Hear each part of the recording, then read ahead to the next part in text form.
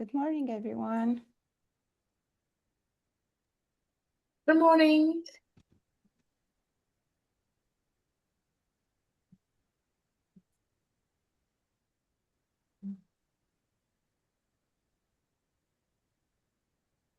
Good morning. Good morning.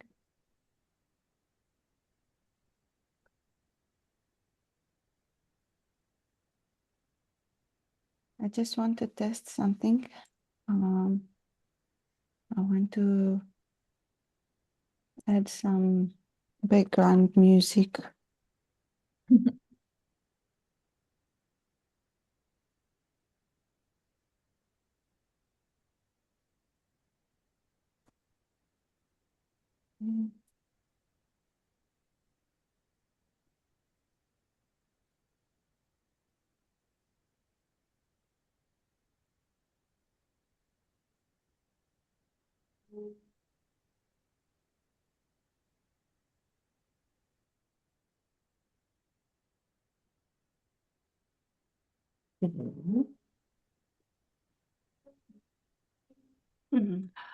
Hi, Tori. Can you hear me? Yeah, I can hear you. Okay. I was trying to share my slides.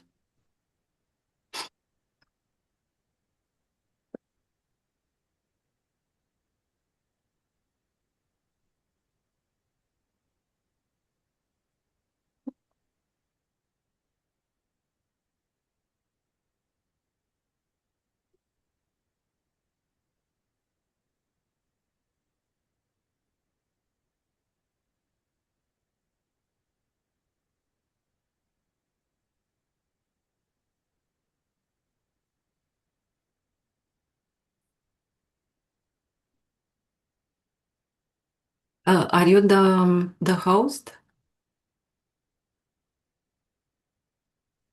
For this meeting? Hi. Hello, for this meeting, I will be your host. Oh, okay. Because I was trying to share my slides and I got the message someone else is sharing and the host isn't allowing multiple presenters sharing. Yeah. No worry, I will stop sharing because it's my fault. Now you can share your. No, just for a second, just to make sure that I can share Sure. it. No worries.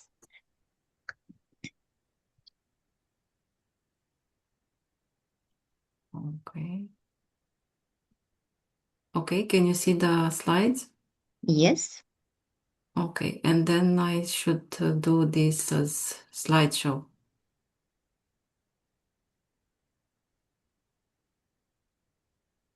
No, it doesn't work. Yeah, it works. Okay. This is the first time when I'm sharing the presentation on Zoom. I'm using Teams every day, but not Zoom.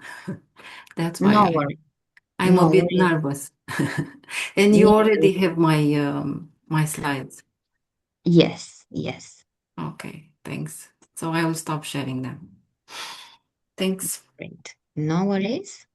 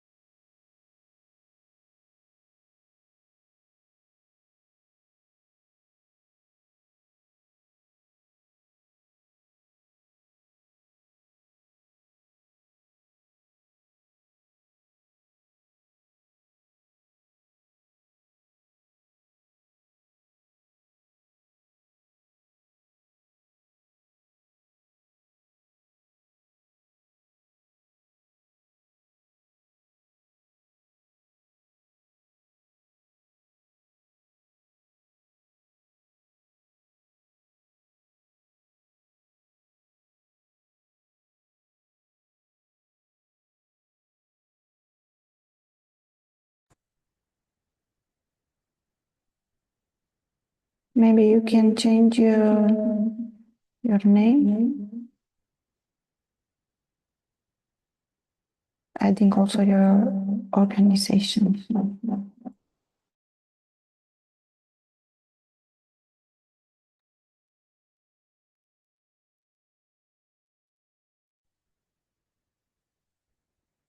Victoria, we have quite a huge echo from your side. I don't know why, but it's like in the big hall when you are talking.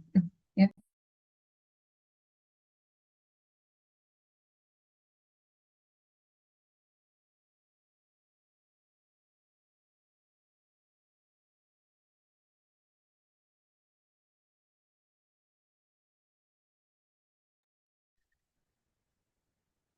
May I just ask if I speak, can you hear my fan of my computer? Or No, is it okay? it's okay. Okay, good. Because it's quite warm in Czech Republic now, so it's quite hard for a computer to keep up with all the heat.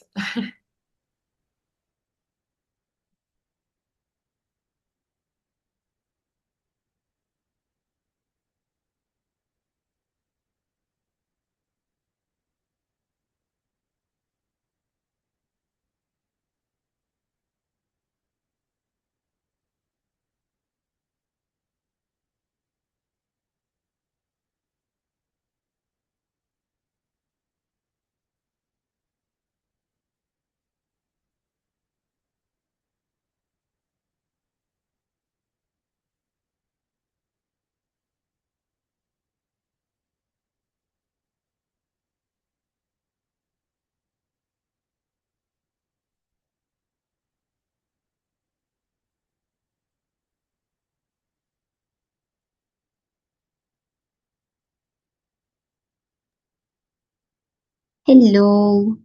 Hello and good morning, everyone. My name is Adriana and I will be your host for today.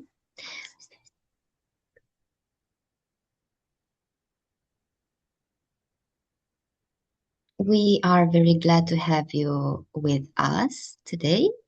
But before we begin, we'd like to take another 10 minutes to allow more participants to join us. In the meantime, feel free to grab a notebook, a glass of water, and make yourself comfortable. My colleague Victoria is welcome you in the chat.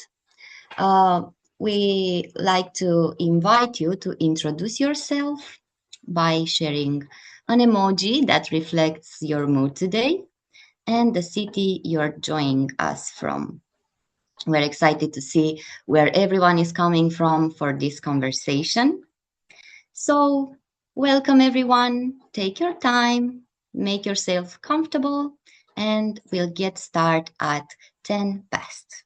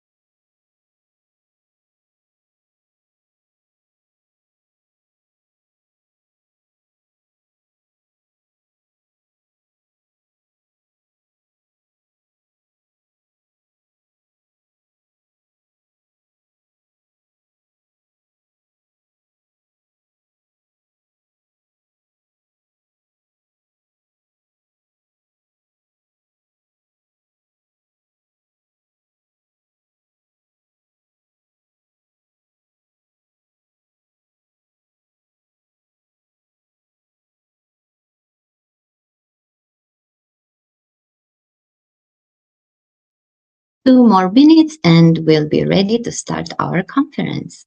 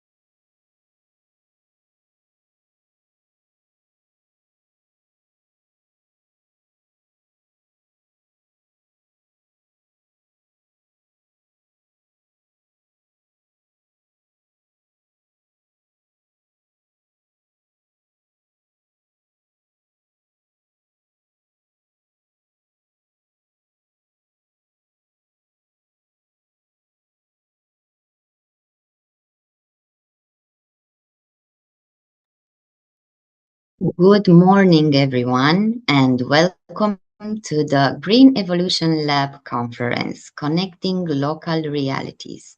My name is Adriana Șerban. I'm a project manager at Impact Hub Bucharest, and I will be your host and moderator throughout today's event. We are delighted to bring together practitioners, entrepreneurs, sustainability experts, and ecosystem actors from Romania, Italy, and Czechia for a conversation that is both timely and practical.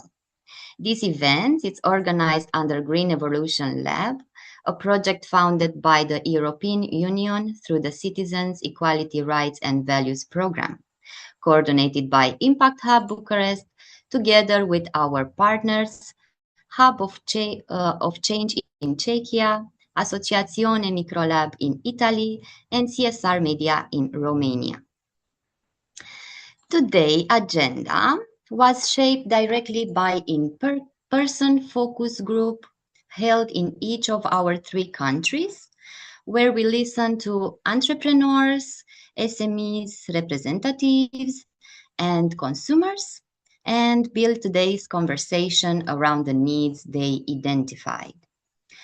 A brief note, this project is co-founded by the European Union.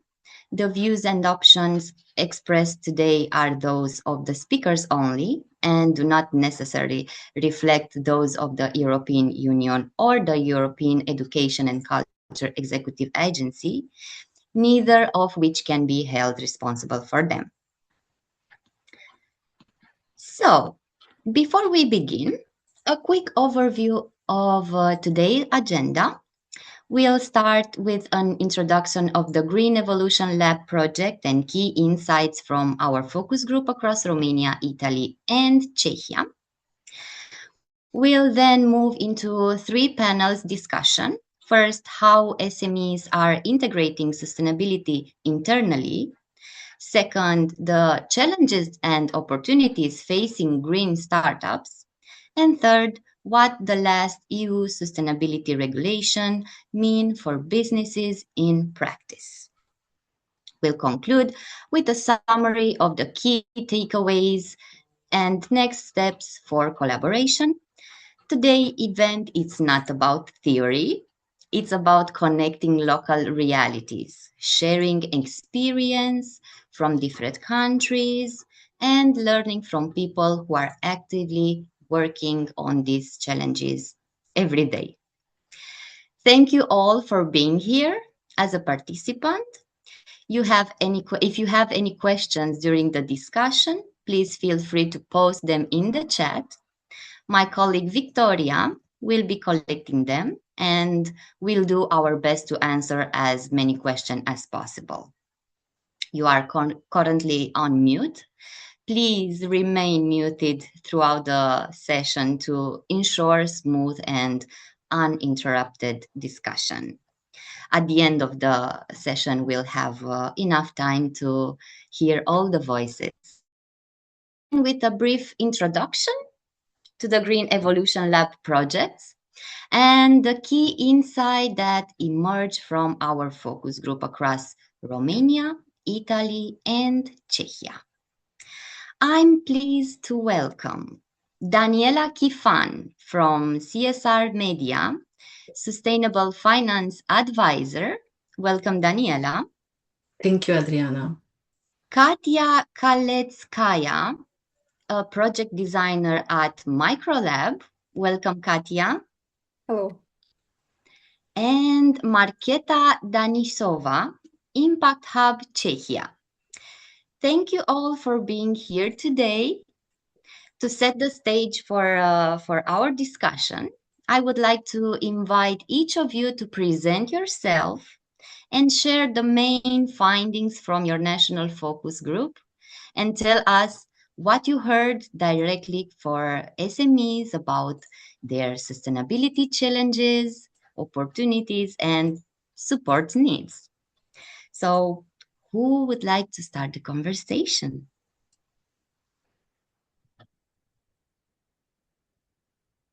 Daniela, would you like to Yes. start? Thank you. Thank you, Adriana. Thank you. I'm very pleased to be here and to take part in the discussion about sustainability. I'm glad to see such strong interest in the topic among the entrepreneurs and SMEs. I think this interest is also reflected in the large number of participants who have joined today's session. Very briefly about me, I'm a sustainable finance professional with, I have a special interest in management of green funding schemes. Over the past 20 years, I have worked with a wide range of international public and private donors, providing financing for green innovation, research and development. I would also like to say a few words about CSR Media, one of the partners. Zlata, děkuju moc, je krásný. Yeah. As I said, a few words about CSR Media, one of the partners behind the Green Evolution Lab initiative. CSR Media is the Romania's first platform dedicated to corporate social responsibility and sustainability. In the last 15 years, it has promoted these concepts among more than 4,000 companies, NGOs, and public institutions. And in the last 2 years, has developed research and training programs through the platform called ESG Hub. Next, I would like to share my presentation in order to present what we learned from the focus group. Let me know if you can see the presentation. Can you see it? Yeah. Yes, all good. Okay, that's great. Thanks. Yeah. The Romanian focus group took place in Bucharest in April and brought together 26 participants.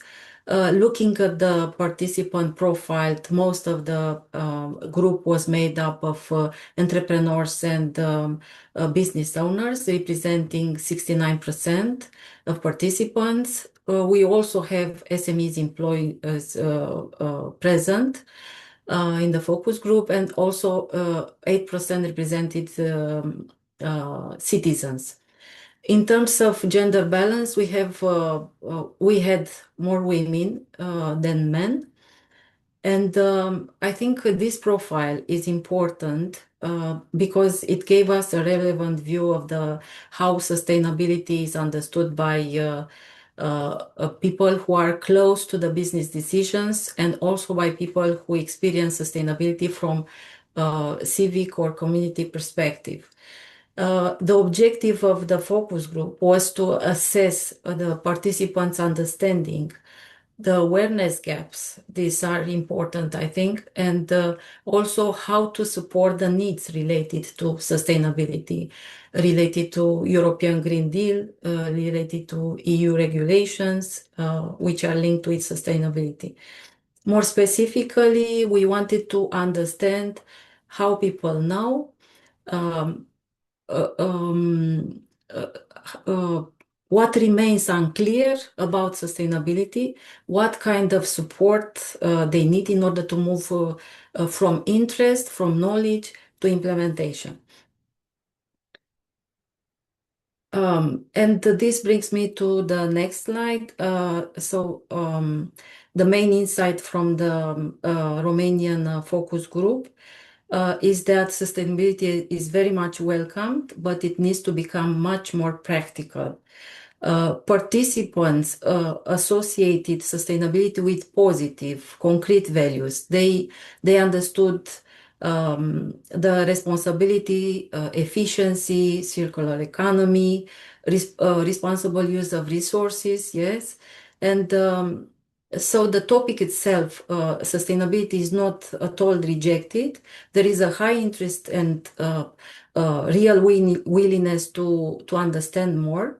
However, when the discussion moved to European policies, regulations, and reporting, the language still felt distant. So topics such as European legislation, ESG reporting, carbon footprint, these are still difficult to interpret for many participants. They are perceived as technical, not always easy to translate into day-to-day business decisions. I think this is very important for SMEs, especially because a small or a medium-sized company sees sustainability as a policy concept, and this should not remain like this. It has to answer to practical questions like what applies to my company, what is mandatory, what is optional, what can I do, where should I start from, and so on and so forth. And during the meeting, during the focus group, they identified some barriers that slow down implementation, which are also listed on my slide. Bureaucracy is one of them, high cost were another, difficult access to funding was also mentioned as a major obstacle. So the issue is not necessarily the lack of interest in the sustainability by companies. What we need, I think, is to focus on how to support the companies in order to gain clearer guidance, simpler explanations, in order to provide them with the tools that would help them to bring sustainability in their companies to reality. So one of the strongest messages from the focus group was also listed on the slide. We need sustainability translated into practical business language. I think this sentence captures the Romanian findings very well. It tells us that the participants are not necessarily asking for more information. They are asking for the means, the tools on how to use this information. Yeah, and this brings me to the last slide. And what should this initiative, Green Evolution Lab, do? What can we do in order to support the companies? I think first would be what has been identified during the focus group was the practical workshops, sessions where the participants can work together and can see the real examples, exercises, and tools. Second would be the guidance. So they need guidance, they need experts that would guide them in order to better understanding the EU legislation in a simple, clear language, which is relevant for SMEs. Third would be the peer learning. We noticed a great appetite from the entrepreneurs to learn from the examples, from the experience of other entrepreneurs. So this would be also something that we could keep in mind during the project implementation. And then we have guidance on funding opportunities, since high costs and difficult access to funding are important barriers for the companies. They need help to understand what kind of support exists on the market and how can access this support, financial support. And finally, I listed in the slide case studies. So basically, the companies want to look to real companies and to see what worked well, what was difficult, and to learn from others' experience. It's somehow linked to peer learning also. So to conclude, I would say that the Romanian focus group showed a clear message that there is a high interest in sustainability. There is a high openness to change, to adapt to the current market, but there is still a significant distance between the Romanian policy language and the local business reality.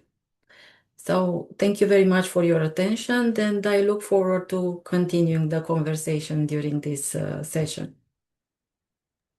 Thank you so much, Daniela. Very interesting.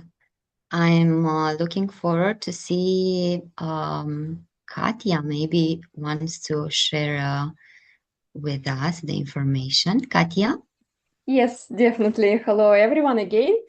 Very glad to be here and represent Microlab and also project manager from our side, Timothy, who unfortunately could not be here with us. So I definitely agree with many insights that Daniela already shared. And I would like to add a few more. If I manage to open my presentation, but anyway, I will start and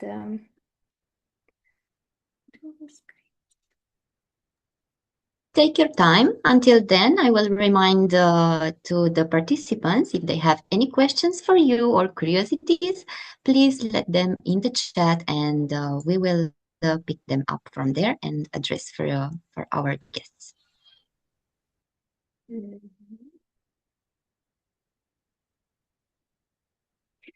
Okay, so briefly about Microlab, so that you know where we are coming from.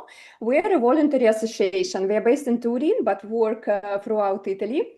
We have a network of business mentors who support aspiring entrepreneurs of different backgrounds to start their businesses in different fields. So these are usually small businesses in the early stages.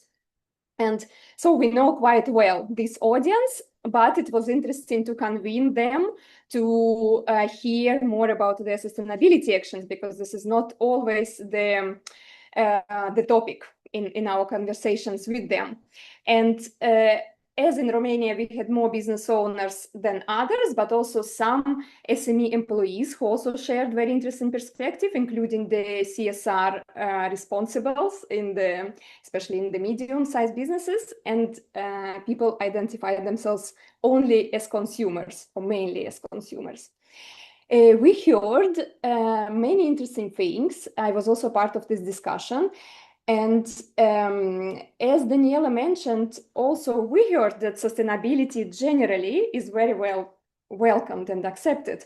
But when we go into details, then sustainability is perceived differently depending on the background and the experience where the participant was coming from.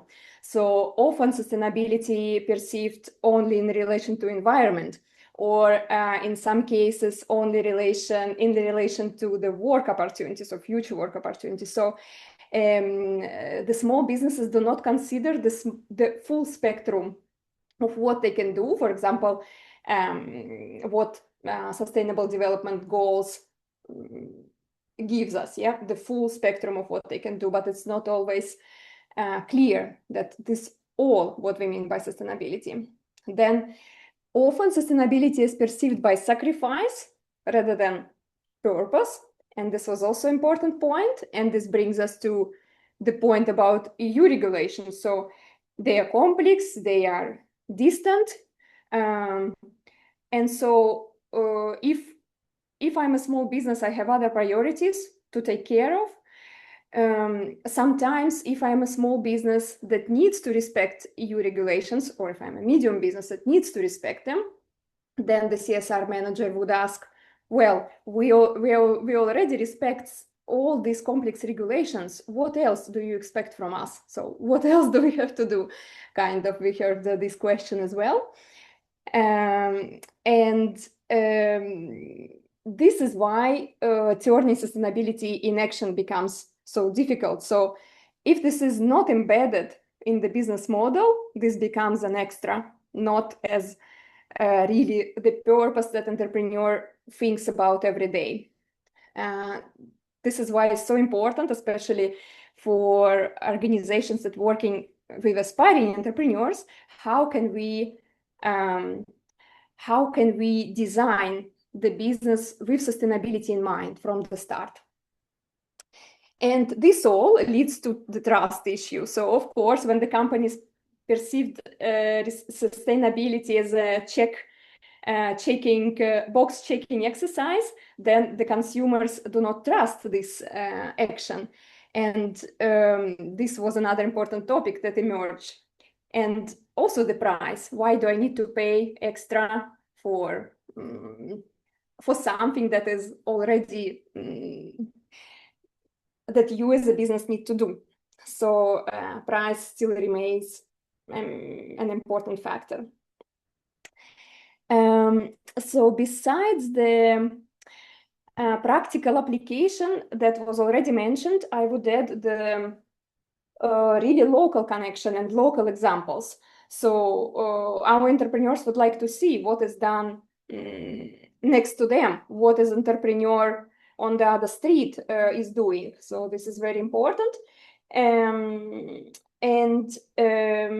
Something concrete. Maybe they could do a sustainability business model canvas with the mentors or during the workshop. Maybe a checkup on the current state of the sustainability. So this could be added.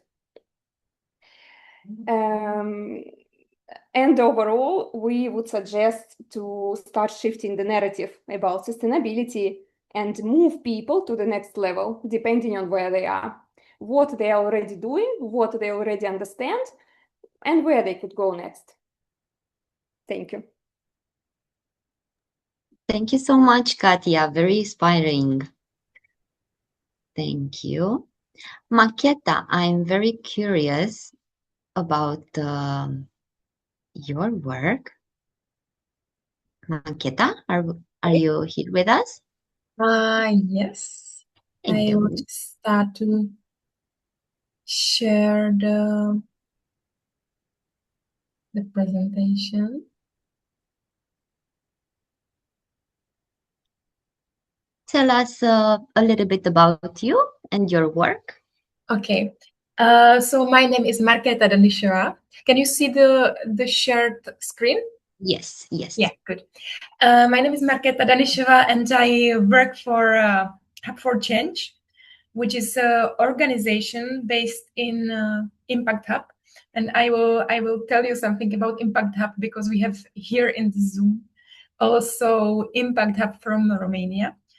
Impact Hub is a global network of physically it's co-working spaces, but in real world it's a community of people who have some kind of entrepreneurship or some company with some eco-social benefits. And now it's in more than 120 locations. in more than 65 countries in the world, and we have now over the 500,000 of members in the network. So this is just about the organizations I'm from. And to say something about the focus group, our focus group, we had it in Prague. We had about 25 participants, mostly women from food sector, textile sector, herbs, also some food sector, catering, and there were as well SMEs companies, as well as consulting companies. So we could see both views on the topic, because the consulting companies are in connection with the SMEs, and they are important part of whole chain. What we could see from what you could see in the group was two sides, two approaches to sustainability, and that was some kind of like strategic group and intuitive group. The intuitive one was doing the things kind of from the root, just using the waste management, composting, local source, and these things. And the strategic group was more connected to the ESG, to the law, more comprehensively. And they were very curious about ESG reporting and so on. And there were some topics there that stand out. And what they do is, some of them are reporting, some of them not. And they are focusing on more topics like social topics, environmental topics. So they are trying to include all the sustainability practices. We try to find out which legislatives are well known for them, and of course ESG reporting was the first, and CSRD. And I need to say that not many people knew about the ESPR, or the digital product passport, that is very important, for example, in textile industry. So these names or topics, titles of the legislations were very hidden for the participants. They didn't know it. And there are some barriers between the legislators and the companies, and that's the capacity, that's the financial barriers, and data analysis.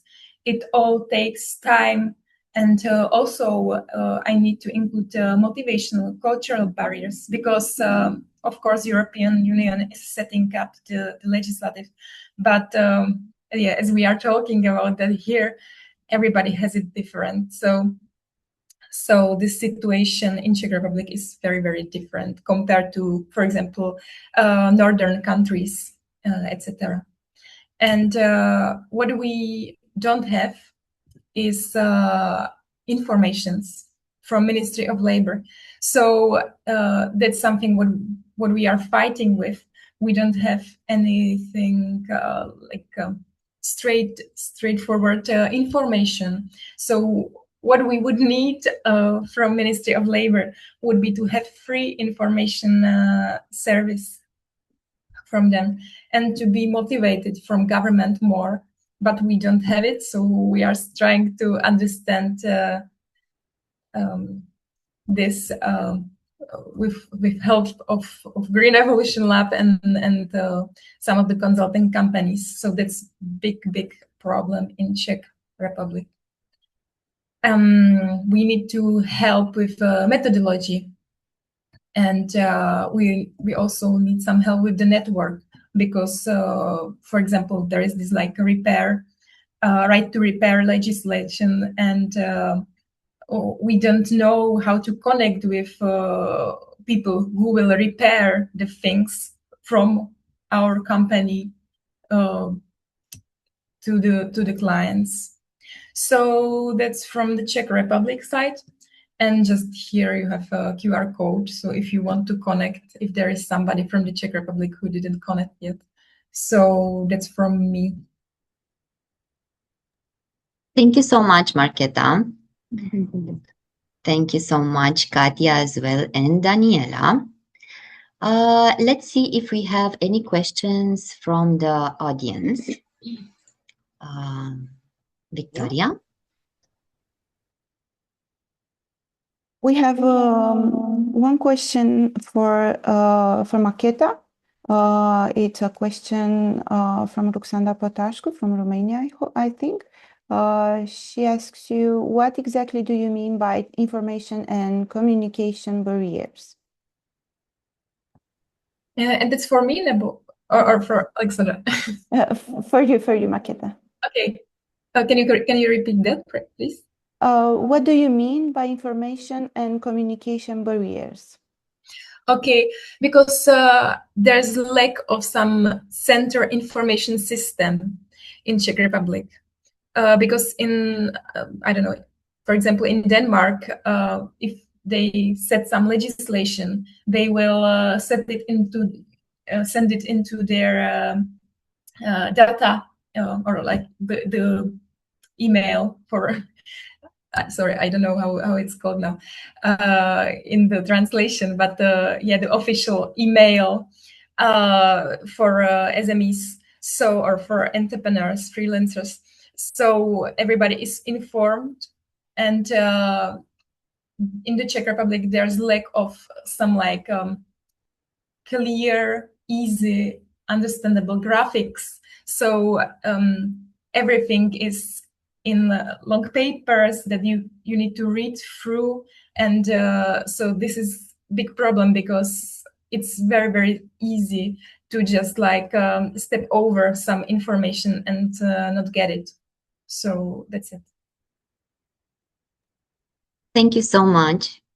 Thank you all for all these valuable insights.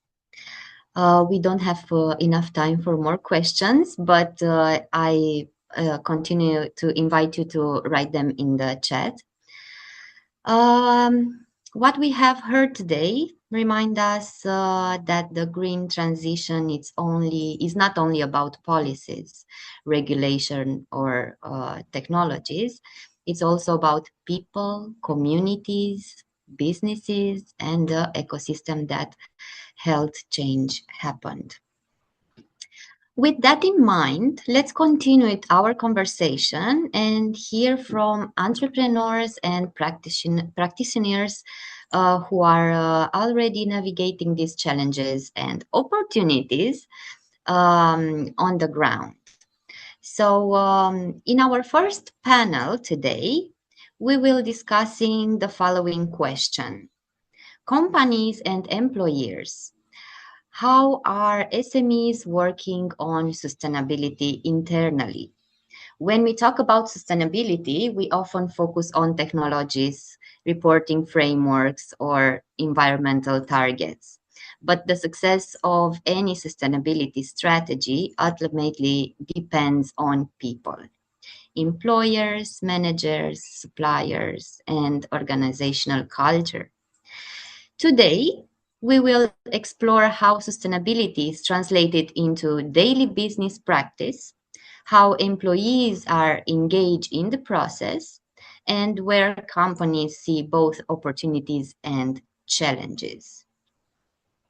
I'm pleased to welcome our panelist, Claudiu Butacu. It's co-founder of FDN, one of the Romanian most recognized organizations promoting sustainable living, energy efficiency, and innovation solution for the built environment. Roberto Nada from Italy is the founder of Rivera Sailing Academy and combines entrepreneurship with environmental awareness through his work in sailing education and sustainability tourism. And Thomas Svoboda is the founder of Sustainova and sustainability expert with extensive international experience in organizational transformation and sustainable business development. Welcome, and we are delighted to have you with us today. Please introduce yourself and tell us a few words about yourself. And after that, I have some questions for you. So welcome, Claudio, Roberto, and Thomas. Are you here with us? Yeah, for sure. Hello. So who wants to present themselves first? So go ahead, Claudio. Okay, thank you so much. All right. Okay, so I'm Claudio, and since 2010, I'm involved in switching from different buzzwords. I started with eco, green, now it's sustainable or sustainability. So full of definition of buzzwords that have to explain what's in it for me whenever someone hears about it. So more than a decade ago, this organization was building passive solar houses for a worldwide competition. It's called Solar Decathlon. And most companies that was supposed to support us, they supported as a curiosity, not like a business question. So we started an R&D project, and we tried to do an R&D on how to build the next future homes, let's say. And after 1,000 young professionals and more than 80 worldwide prizes and international prizes, we have become to a conclusion that it's not really easy to talk about sustainability, but if you practice enough, you can scale it, you can teach it, and you can convince other people to join this effort of talking and preaching about sustainability. So this is what I do for the past 15 years. Thank you for having me here. Thank you so much, Claudio. Hi guys, I'm Tomas from the Czech Republic. My journey with sustainability and impact started probably like 15 years ago. I was working for a waste management company. So in the Czech Republic and Central Europe, we were focusing on prevention of the waste creation, mainly focusing on cities, on municipalities.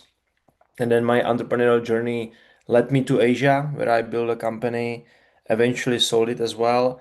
And it was a market entry consulting firm. So we helped thousands of companies to expand to Southeast Asia.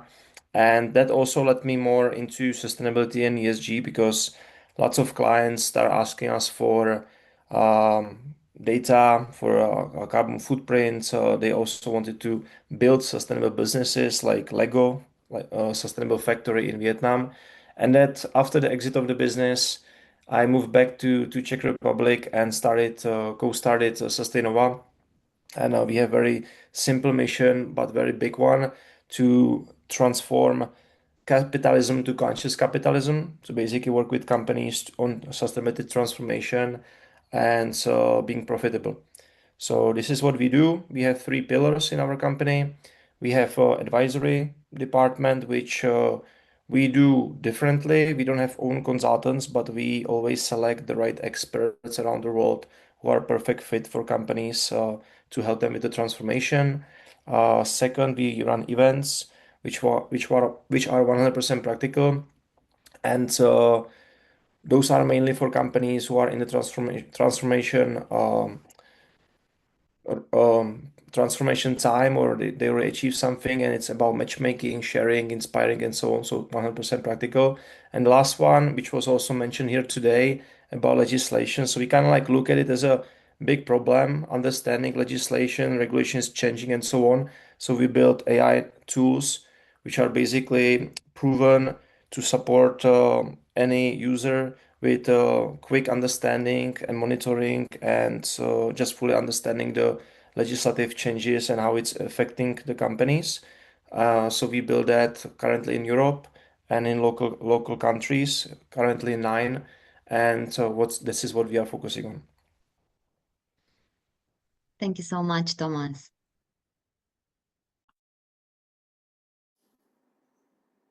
Okay, hi, I am Roberto Nada from Italy, from Turin, and I'm here as a sailor. I am the founder of an offshore sailing school that is based in Genoa in Italy.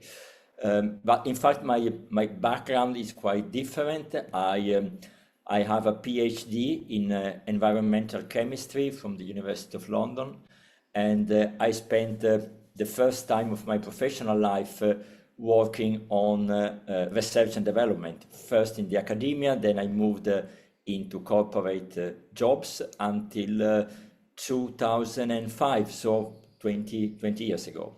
And in 2005, something important happened in my life. I decided to change my course completely. I was in a way very burned out. I was very fed up working in big corporate companies.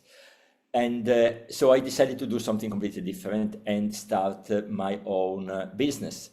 And I started this sailing school, basically.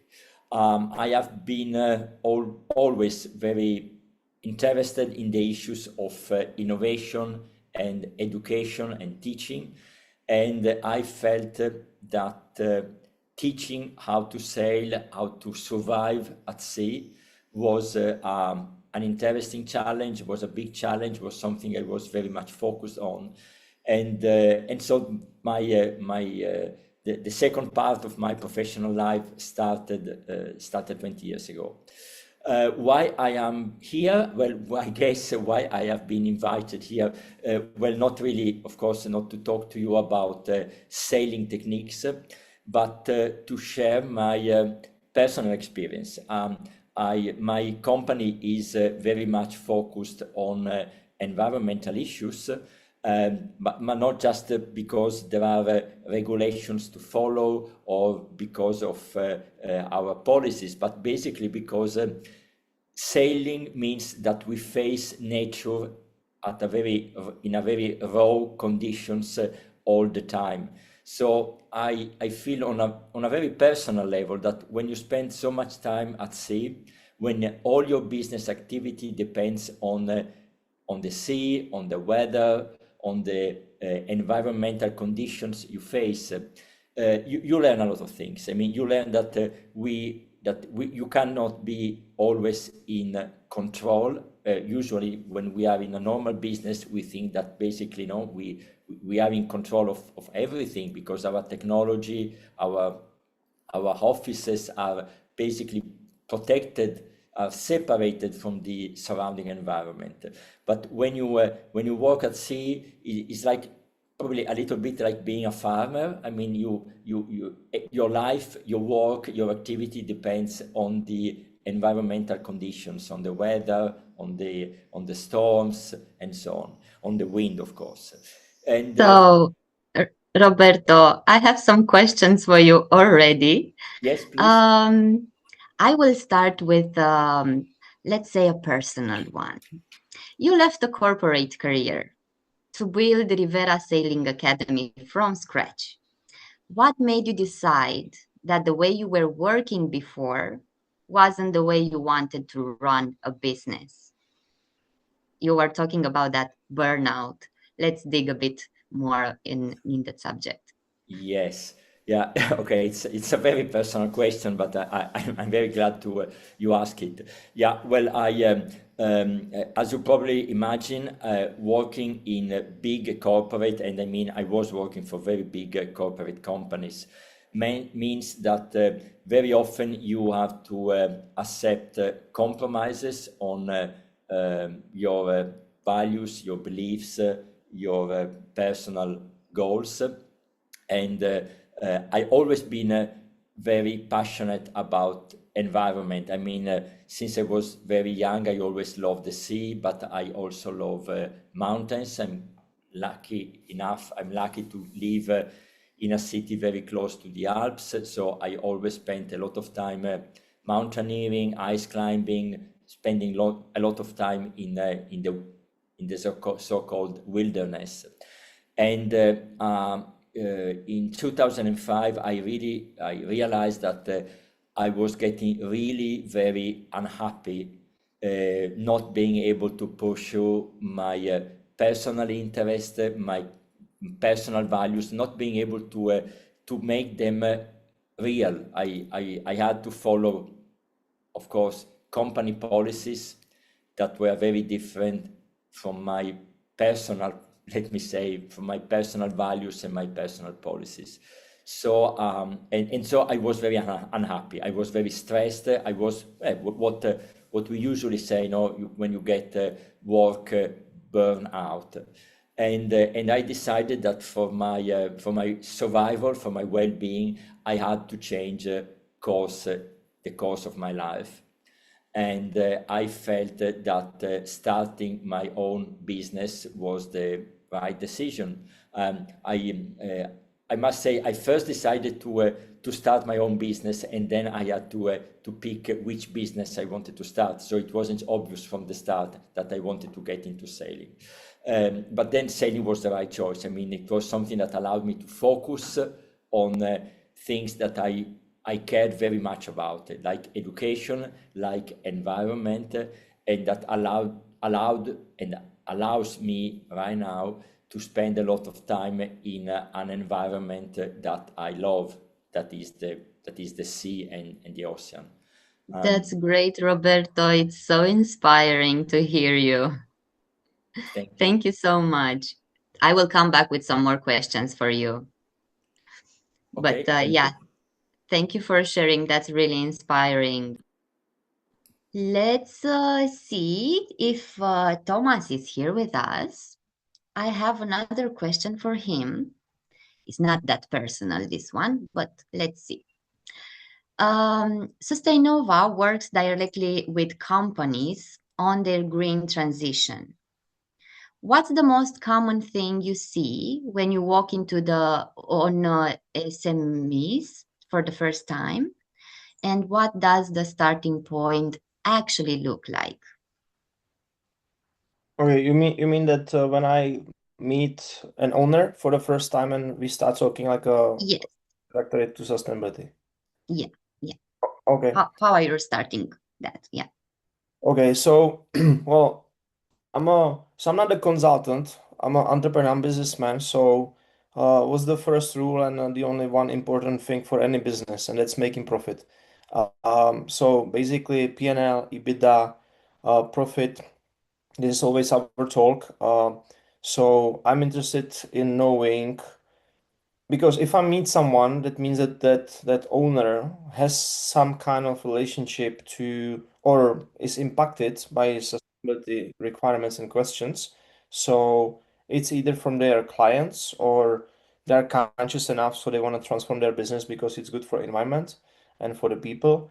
So I basically speak with them mainly about that. And so if it is only capitalistic decision that so they don't want to lose a client, so then we look at their financials first, because every company can save something somewhere, and this is where we are able to create some budget for the necessary activity which will help them to grow the business and at the same time transform in any kind of sustainability way, from being certified like EcoVadis, so they're in supply chain, to their expansions, for example. So they're if they want to expand their business internationally more to the west, all of these companies and these clients are interested, or they in their requirements have something in sustainability. So always really depends on the founder and his situation and his like big hairy ambitious goals, and then I speak with them with that.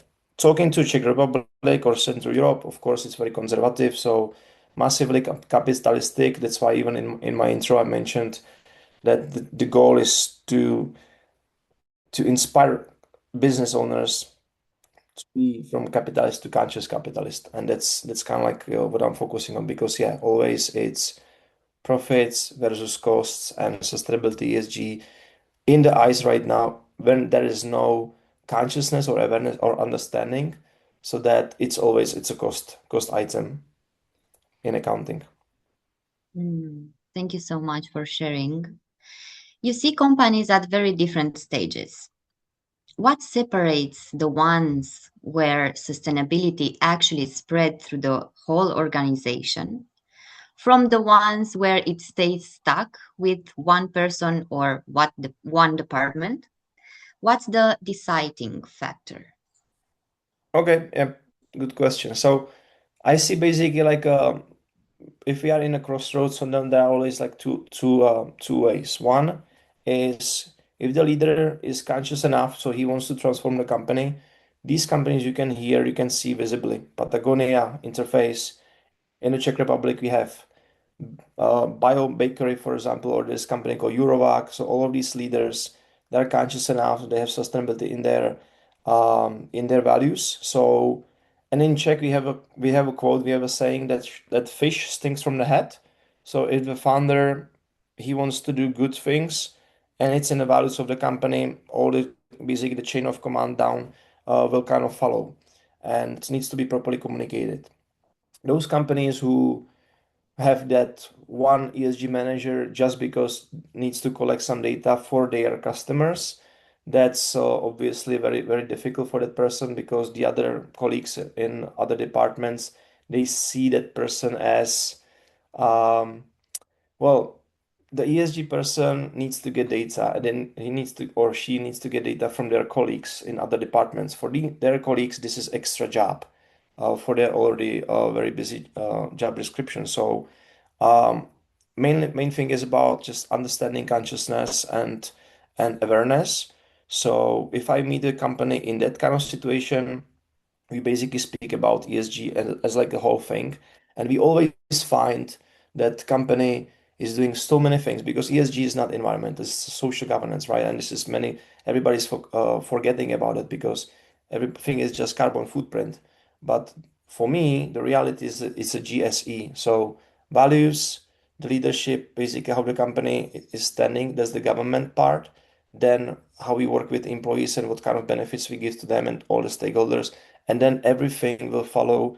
Let's build something environmental. So if I work with leaders who are conscious, I use them as inspiration to other companies. And then if not, we work with the employees to fully understand and be on the same boat together. And that works. Thank you so much, Thomas. I put that in my notebook already. I will come back to you in a second with another question. Thank you for sharing. Claudio, EFDN has been working on net zero buildings for over a decade. What's changed in how companies in Romania and Central and Eastern Europe actually respond to that work? Are they more ready than 5 years ago? What do you think? What changes, or what should change, or what changed? What's changed? What's changed? Yeah. So firstly, I love Thomas' passion talking about sustainability, and he really knows all the things that he practiced. So I would love to work with a professional like him.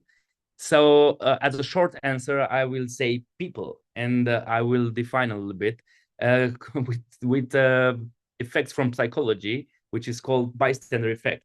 So we know that the more people who could act, the less likely any single one of them really does, because everyone assumes someone else will. So people, they run the businesses as well. So that was the exactly mentality around sustainability in Romania for at least the last 10 years. Everyone agreed it mattered in private, but nobody moved first, because nobody wanted to carry a cost that the rest of the room wasn't carrying yet. So sustainability and this kind of buildings and ZEB, energy efficient, was interesting as a subject, as a matter, but it was really who does it first. So that was the idea where islands of normality came from at FDN. You don't wait for the consensus. You don't wait for the other people to act. You start with a functioning example. You let it work. You move it on all the perspectives, and let it become normal enough that everyone around it stops being a bystander. So when it's about sustainability, I think it becomes a necessity when it stops waiting for someone else to join and it starts moving from your side, from the people you work with in the company you're running. So what I really think now that the pressure is external and real. So we have a lot of Romania's national building renovation plan, ETS do, carbon pricing, buildings turned the why bother question into how do we comply and fast. So to sum up a little bit, I think that the buildings are really interesting because 80% of the time we spend it in buildings. So we do want to have a, let's say, a comfortable condition whenever we work in buildings, when we live and when we sleep in a building. So when it's about big companies, they support pilots, but SMEs, they are mostly absent from the room and not from disagreement, but they're waiting for the urgency to come. So I really think that the people, they can talk about urgency. So in order to, let's say, we didn't get more ready because we wanted to. We got more ready because the rules forced us to. I found that readiness without urgency is rare in this market of buildings. So let's talk about it. Let's put it on the public agenda. And there's no more barriers on the financing question anymore. Money is increasingly available. European funds, national recovery and resilience plans, EBRD, a lot of financing for public buildings retrofits, especially in cities like Brașov in Romania. So there's an urgency and we need people to act and don't wait for others to ask for it. Thank you so much. That was very inspiring and you give us a full overview. I will come back later with more questions for you. Thank you so much.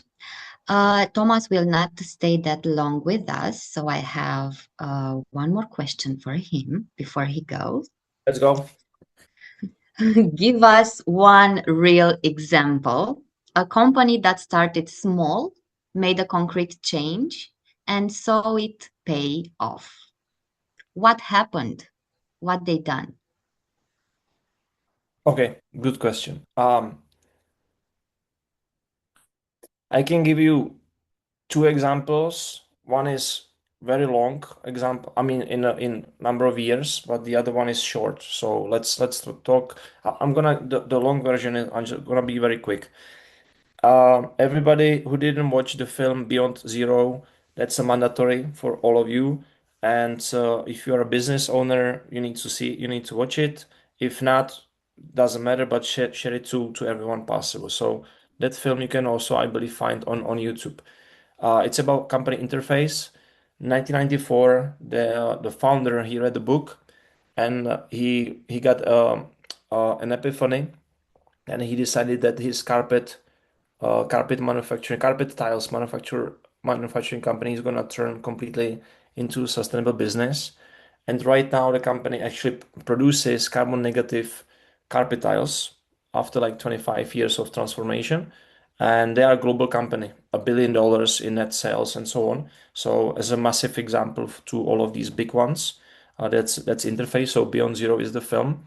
The quick one to answer your question is, and I'll go local. So in Czech Republic, we have a company called Ardon. It's a workwear business, and the founder and CEO, he came to us with a request that his big clients need from him data for a carbon footprint, and so he never been in any part like with sustainability. His suppliers are from China and others, gloves, shoes, and so on, workwear, and so he didn't want to lose these big clients. So we did the necessary stuff. Within 6 months we finished, which was the whole scope 1, 2, 3. And he has this data. He had this data. We were able to accomplish bronze medal in EcoVadis, And so he was not interested in sustainability, but during the process of this work, he found that there are so many cool things like changing of materials to bio-based, um, adjusting operations and manufacturing, especially costs, finding the better suppliers with better materials and better technologies. So we basically, on the way, we also found so many great examples or great technologies to speed up and also reduce the cost on the whole production. Um, just recently, they also got a gold medal in EcoVadis, and they are acquiring or they are getting much bigger deals, especially like in Sweden, for example, a large construction company there. And these Swedish or Scandinavian Western countries, but companies, they're always asking that you need to have sustainability as one of the parts in a tender. So he paid a couple of tens of €1,000 for this transformation. After that, the first initial stage when we did the job, we started looking at circular economy. So basically, right now, even on their website, they have like a sustainability subpage, and you can see so many cool stuff that they have. They even have a campaign, Aim High, and so they're making money. Actually, they're making much more money on sustainability. This is why we have the keyword making sustainability profitable. So definitely check company Ardon, ARDNON.cz. I don't get any commission, by the way, if you work with them or anything, but it's a great example of a company where a leader is capitalist, but now turning conscious capitalist, and they are making money, expanding their products, getting more international clients, and this is something I love. And so this is beautiful transformation from being here to being there, and they're just starting. Thank you so much for the example, from the knowledge, the wisdom. Can I, Adriana, because yeah, I don't have much time, but can I answer Corina's question? Of course, yes, please. So Corina, thank you much. How does the use of AI fit sustainability? Because it's a kind of like opposite. Yes, data centers burning so much energy and heat, creating heat and so on. I absolutely agree with you. On the opposite side, it's all about consciousness and how smart we are using AI. So basically, that tool we created for legislation, when we look at the current journey of if you need to understand legislation, you either hire consultants, lawyers, and so on, and they're gonna need to manually like walk through these databases from EU portals and so on. Takes lots of hours and lots of money. All of them, they are highly motivated by mandates charging. So as many hours as possible, that's the motivation. AI reduces this by 90+%. So imagine that if you are efficient like this, the main skill of this era right now is the skill of prompting. Better you are in prompting, quicker answer you get, less time you spend on these ChatGPTs and AI tools, but then very quick answers and information you get. And because of that, the reduction of 90%, you're actually, and also the money, you will create a budget for anything like sustainability you want to do, which normally like boss doesn't approve, but suddenly you create that you save so much money, but at the same time that time, so it doesn't take you, like, let's say many people think that the AI will replace them, but it's not true. Companies will be more productive because the time saved will actually use it to something different. So I do get it that AI on one side can be negative for environment, but at the same time I see it as opportunity because it's all evolving, it's all innovating, and I believe that they will figure it out how using AI will not be harmful. And let's say I saw that it's going to be sending up to space, which will not be eventually under the water, heating the seas and the oceans and so on. So I have a huge trust and hope in this, and people will figure it out. Like, I'm not that smart guy like they are, but they will definitely do it. And even like when you look at the cars, the very first cars was horrible, right? Like so much petrol, smoke and everything, and now we have electric, and so it's all basically adjusting to the new era. So yeah, I have a huge Right now doesn't look maybe good, but eventually it will be much better. I trust that. Yeah, Thank you very for much. your answer. Say again, Corina? Thank you for your answer. I have a different view, but I totally appreciate the optimism you have in this technology. I'm also not, I mean, the question came from the obvious, from my point of view, opposition with actually the most important principles of sustainability. So using AI, as we all know already, consumes a lot of resources, and we are in a way with this all the sustainability legislation framework of EU, we are actually trying to reduce the costs on nature and on environment. And as Marketa, I think, mentioned earlier, in Czech Republic, but I'm sure that pretty much everywhere in Europe, the distrust in greenwashing is an issue, a big problem. And from this point of view, I think using AI, it just reinforces let's say, the not so trustful in not so much trust. So I agree, it can also be productive, but I guess from my point of view, it just misses the point of sustainability. Thank you, Thomas, for Thank you so taking the much, Corina. Thank you so much, Corina and Thomas. One Thank you short for being here. Yes. I'm Yes. leaving. Corina, it's also about adaptation, because what actually what leads the whole world, what manages the whole world? It's money. So big brands will do whatever, sorry for the language, but whatever fuck they want just to grow. They're gonna use the money, and we, the little ones, we will not do absolutely anything. We can yell at that, we can, I don't know, be on the streets and say something, but the main word is adaptation. When I moved to Vietnam, I was firstly working for one company, and there was a Czech VC who wanted to run that fintech startup in Vietnam. They wanted to do it Czech way. They didn't want to adapt. The startup failed completely within few months or 1 year or something. I stayed there, started my own company, and I fully adapted, even though I had different opinions, but I had to adapt because I was there, and company worked well, and we were able to grow it and sell it. So it's all about how we're gonna adapt and how we're gonna use it and transform it in a way it's good for us, it's good for planet, people, and so on. So Yeah, that's true. be positive. Yeah. That's Thank great you, because Thomas. we will continue our conversation about SMEs. So my next questions goes to Roberto. What's one thing you do in Rivera Sailing Academy that you wish more SMEs will try? Something small, something practical that actually really works.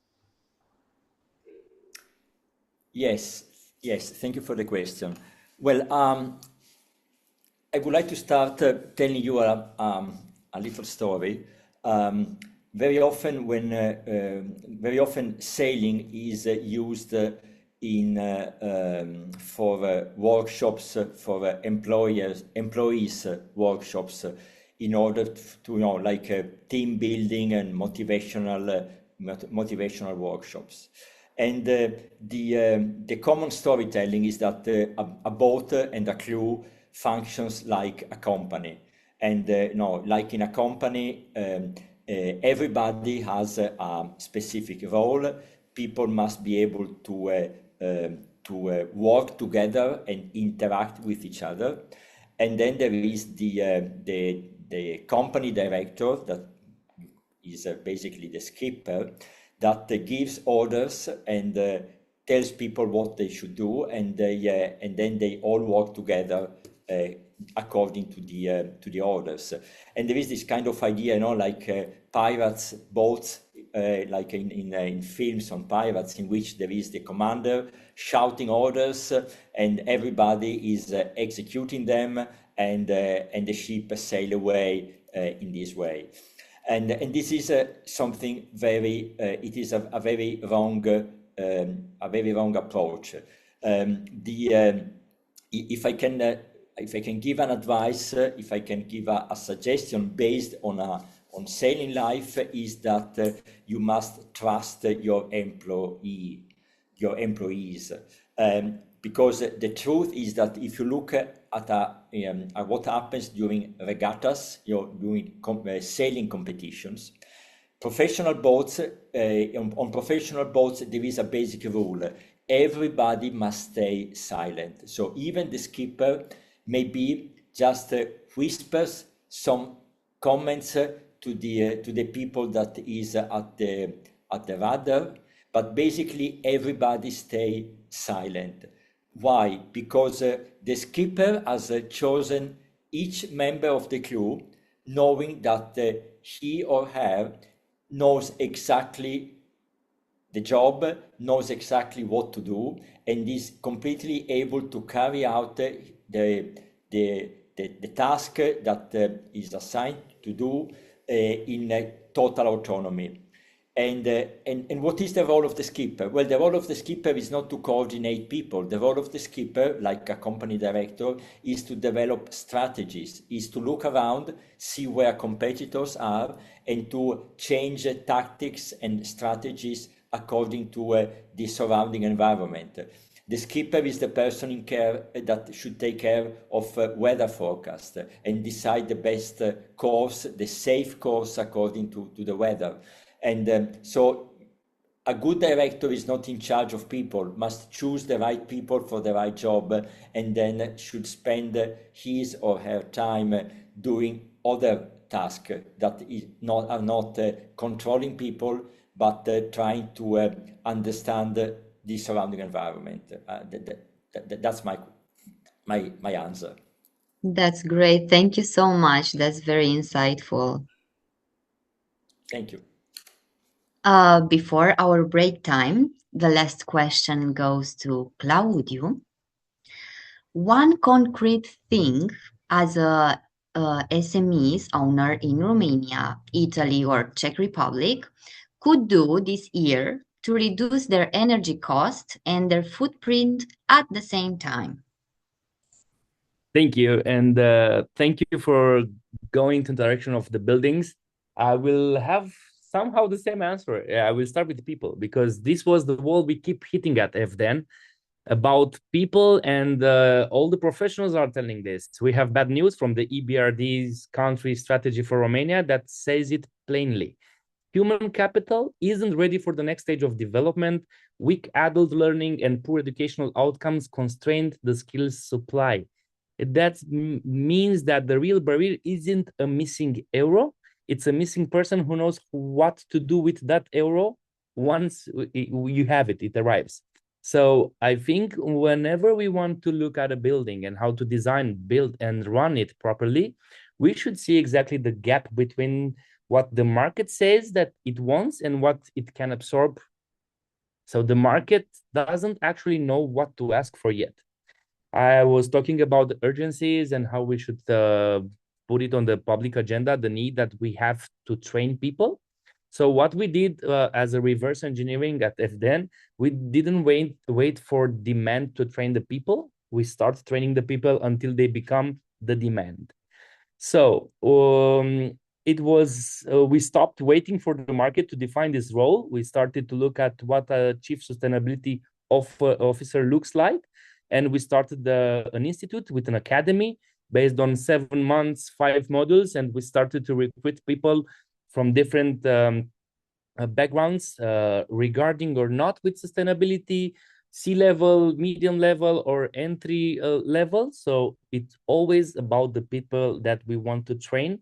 And if they are in charge, they will have great results for the SMEs companies. So I have some conclusion and some suggestion for the SMEs. What should they do next?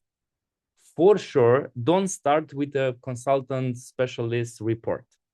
You should find that one person that already inside in the company and who wants to be in charge with sustainability, but not with a role that should develop a report or communication or CSR activities, but should be the one in charge with taking this kind of decisions regarding the SMEs policies and how to make it as a competitive advantage. And whenever you look at people, try to understand that sustainability isn't just a way to attract the people. We use it as a filter because we got in pipeline people who wanted to work with us because they showed up. I was telling you about the bystander effect. When it's about sustainability, you should look at the people that they want to be there. So it's already a filter that those people, they want to be in charge. So I would like to conclude with the project that our, let's say, first cohort of the European Institute for Sustainability did. They started the project in some high school in close to Bucharest, in close to Teleorman, and they started to teach more how to have young professionals in the construction field, but to make it as a national level as well. So islands of normalities, make it function, make it happen, and the rest is not a problem because there's no more need of the finance to come. It's what to do with the finance that you will get. So SMEs should focus on people that they want to be there, and they know what to do with their strategy of sustainability. Thank you.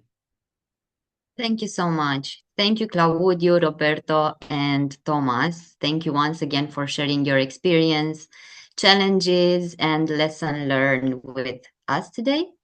And thank you to everyone in the audience to being part of this conversation.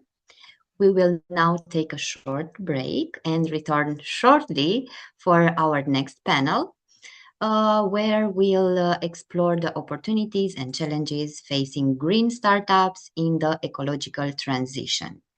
So we are going to have 10 minutes break.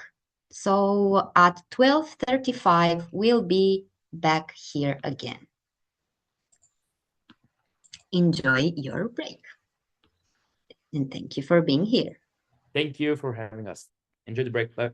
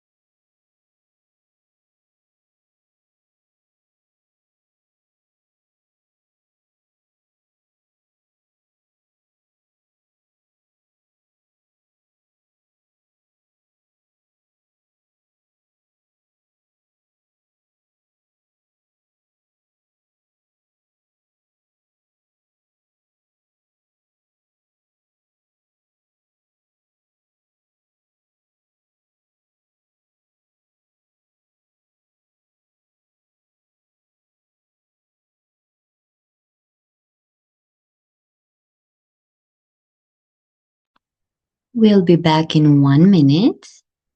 So let's get ready.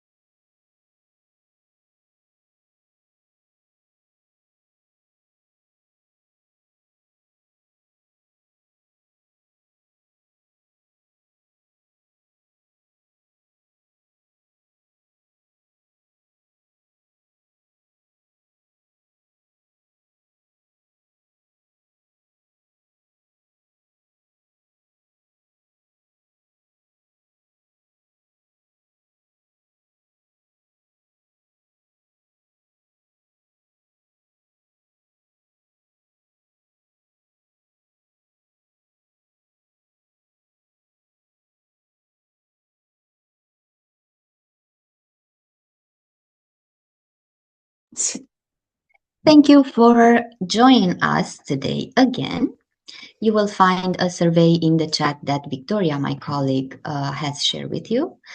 We will greatly appreciate if you could take a few moments to complete before leaving the session. Thank you for your feedback and participation. Now we move to our second panel. If our first discussion focused on how established MSCs are integrating sustainability into their operation, this panel shifts our attention into innovation who are building sustainability into their business from day one. Today, we'll explore the realities behind building sustainable ventures, securing funding, accessing markets, communicating sustainability authentically, navigating regulation, and creating meaningful partnership with SMEs and larger organizations. Let me introduce our speakers. Andrei Uleia, board advisor, Reciclux. Eduardo Ramondo, Managing Director, Impact Hub Torino, and David Sora Minarik, co-founder and CEO at Miko. Hello. Before we move into our discussion, I would like to invite each of you to briefly introduce yourself and your journey.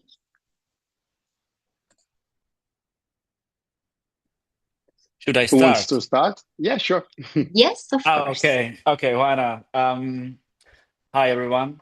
Pleasure to be here. Thank you for having me. I'm David Shohai-Minazik. I'm a co-founder of Myco. Myco is a startup, 3 years old, producing mycelium-based material. So we produce this, maybe you know it, it's something really looking like polystyrene foam, but it's not polystyrene foam.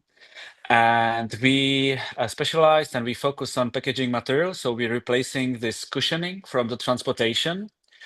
And yeah, the sustainability and green environment in many angles we kind of experienced by those years. And what a journey, I can tell. So maybe later I will explain more about our history and hopefully our future. So thank you.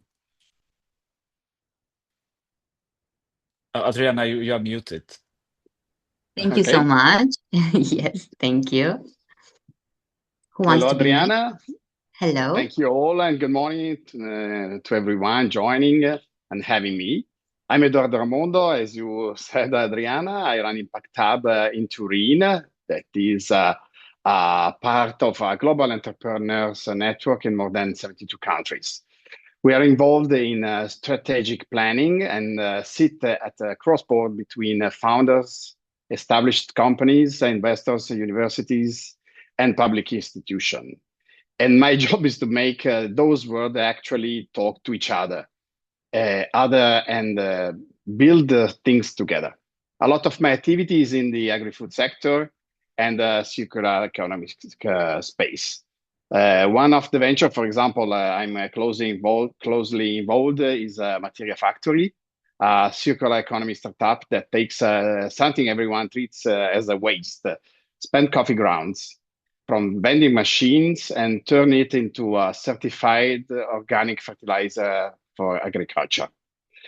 I mention it because it taught me the lesson I keep coming back to. A green business model doesn't survive because the idea is noble. It survives when the sustainable outcome is wired into the economics. When you're solving a real paid-for problem and the environmental benefit comes out of that, not the other way around. I also work on community-level circular projects, for example, Mercato Itinerante, which digitalized over 100 small market vendors in Turin and cut nearly 8,000 kilograms of CO2 through cargo bike delivery. And that is what I almost do every day. I'm very, very closely involved in impact, I would say, more than sustainability. Thank you so much and welcome. I guess it's my turn now. Thank you for the invitation. It's a great opportunity to share about Recyclux and what it's doing for the world, coming from Romania.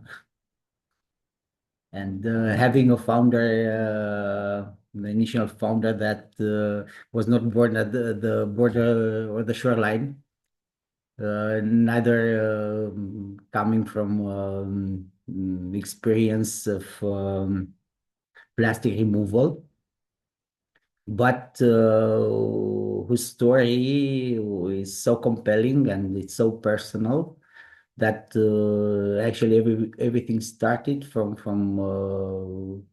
founder being and her kids being surrounded by plastic in the Black Sea waters.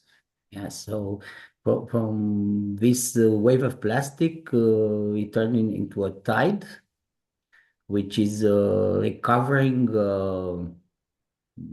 plastic debris, which are floating in the coastal waters, which is quite significant due to the fact that 70% of the plastic that enters our seas remains in the coastal waters for about 5 years. And if not removed in this time frame, limited time frame, 80% of it just sunk there and eventually became microplastics and affecting the communities and coastal communities and ecosystems and fishermen. So from this observation, actually, Recyclux was born and grew in hopefully a global movement. So far only a European movement from Black Sea to the Mediterranean, that while retrieving this massive marine litter from the waters, it's also contributing and paying the communities which are affected firsthand, which will be the fishermen. Yeah, so I think this is a key that should be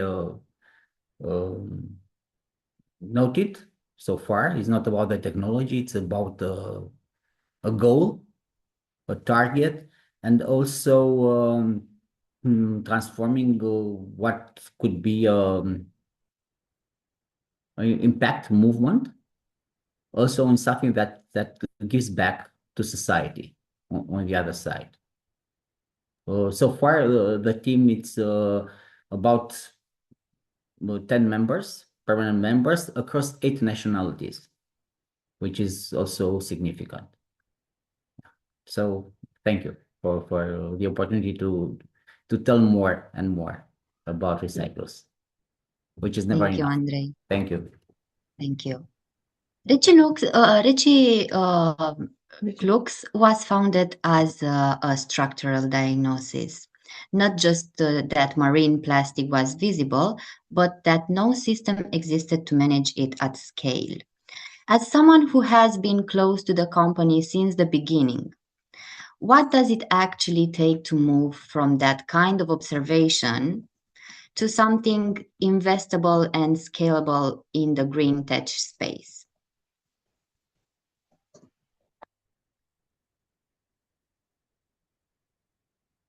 Andrei, did you hear me? I hear you quite well. It's very tough introduction into the matter. The point is that everything that Recyclux, we call it Recyclux, as an international brand. One of our co-founders, which is French, calls in pitching Recyclux. So at the end of the day, it doesn't matter. But the point is that what Recyclux is doing, it's putting all together technology that already existed. Yeah. And give a meaning to that. Meaning, what I intend to say by that. We use satellite data as observation existed. We're wrapping in a layer of AI, which already exists. We trace all the plastic that it is removed from the water and is going to the recyclers, eventually to the recyclers through a blockchain. Technology already existed. What's new is that we have a platform that put everything together, engage the local fishermen to retrieve the plastic from the water, and also the local NGOs to sort it on shore as arrived for the fishermen, and trace all the roads to the recyclers, which are also selected from the ones which are available in the specific region and geography. Yeah. So what it's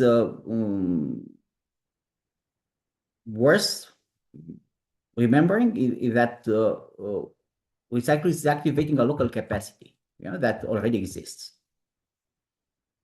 And while there are entities which are paying for the plastic retrieval, and probably we'll get to that soon, yeah, much of this money are going directly to the fishermen, which now have a chance to compensate all the losses that they have within with their daily basis. Yeah. So we can wrap up with like recycling it's closing a gap, and this gap is existing between an idea, yeah, impactful idea, and something that is investable, yeah, and it's closed by one thing, that someone is paying for it, and someone else is transformed from a victim to an active stakeholder of the whole action. Thank you so much.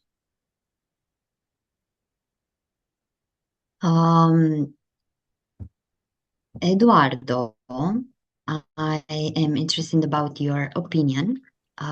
Impact Hub Turin is both an ecosystem builder and a platform to green startups. How does running this kind of organization shape your understanding of what sustainable business model actually need to survive and scale? Well, running the hub means I've watched a lot of green ventures up close. The ones that made it and the ones that quietly didn't. And the pattern is almost never about who had the cleanest technology or the most inspiring mission. The ones that survives are the one that sustainability isn't a feature you pay extra for. It's built into the why customers buy at all.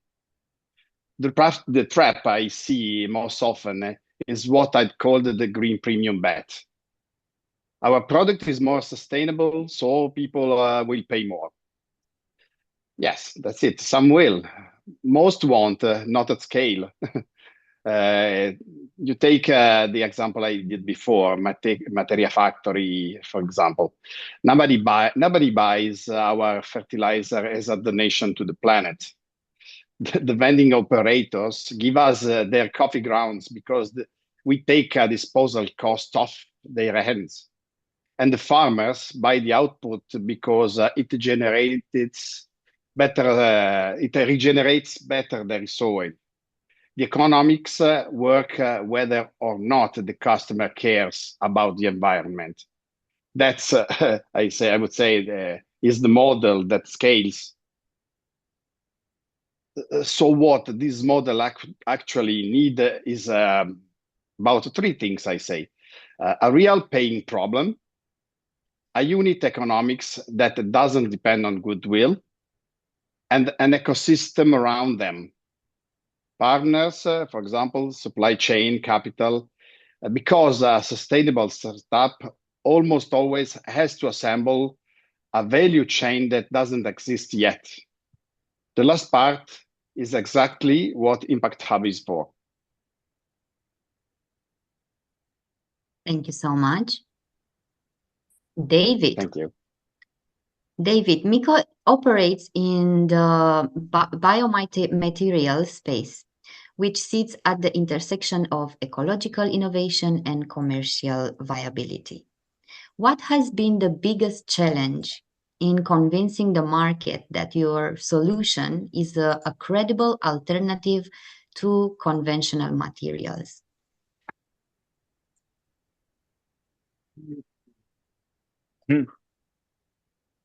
The biggest challenge. I will maybe react a bit on Eduardo, and then I will continue with a question that that's pretty much it. You know, you pioneered a new area. You kind of like trying to build a new market, and you really believe that you're building the new market, and in the end of the day you found you're not. You're kind of like just trying to fit somewhere where its money flows, because what is the biggest challenge would say for founders in the beginning is to realize that sustainability, it's just the new trend. I hope it's a new standard, but not for industry. For industry, is nothing really changed. It's mostly about money. And now I will enter the, at least, you know, it's about money or whatever. Now I will enter the question that what was the biggest challenge was that sustainable materials, when you start to develop the biomaterials, you spend a lot of time in lab, you have to design new approaches, new methods to new all process to produce some material you really believe it will fit in industry. And then after you spend many years, you realize you have to do the sales. And the biggest challenge always for any founders who build the technology solutions usually is the sales. So all those things, all those skills, all those like to be a bit like, you know, a bit, pardon me the language, a bit cocky and really go for it, because in the end of the day, it's really about the money. And also the sales is about the money, because you have to build up the image that you are really reliable. You are, you can supply any size of the, you know, customer you can imagine, because you need them.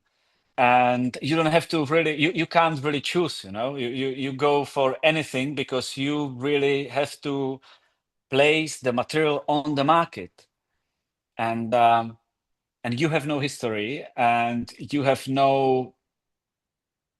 use cases to show.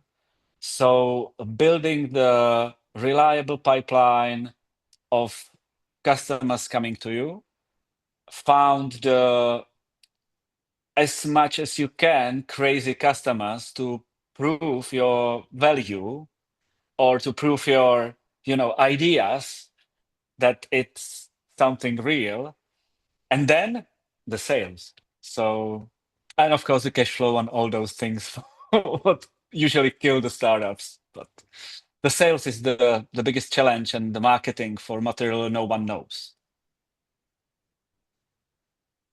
Authentic sustainability communication is a real challenge for green startups.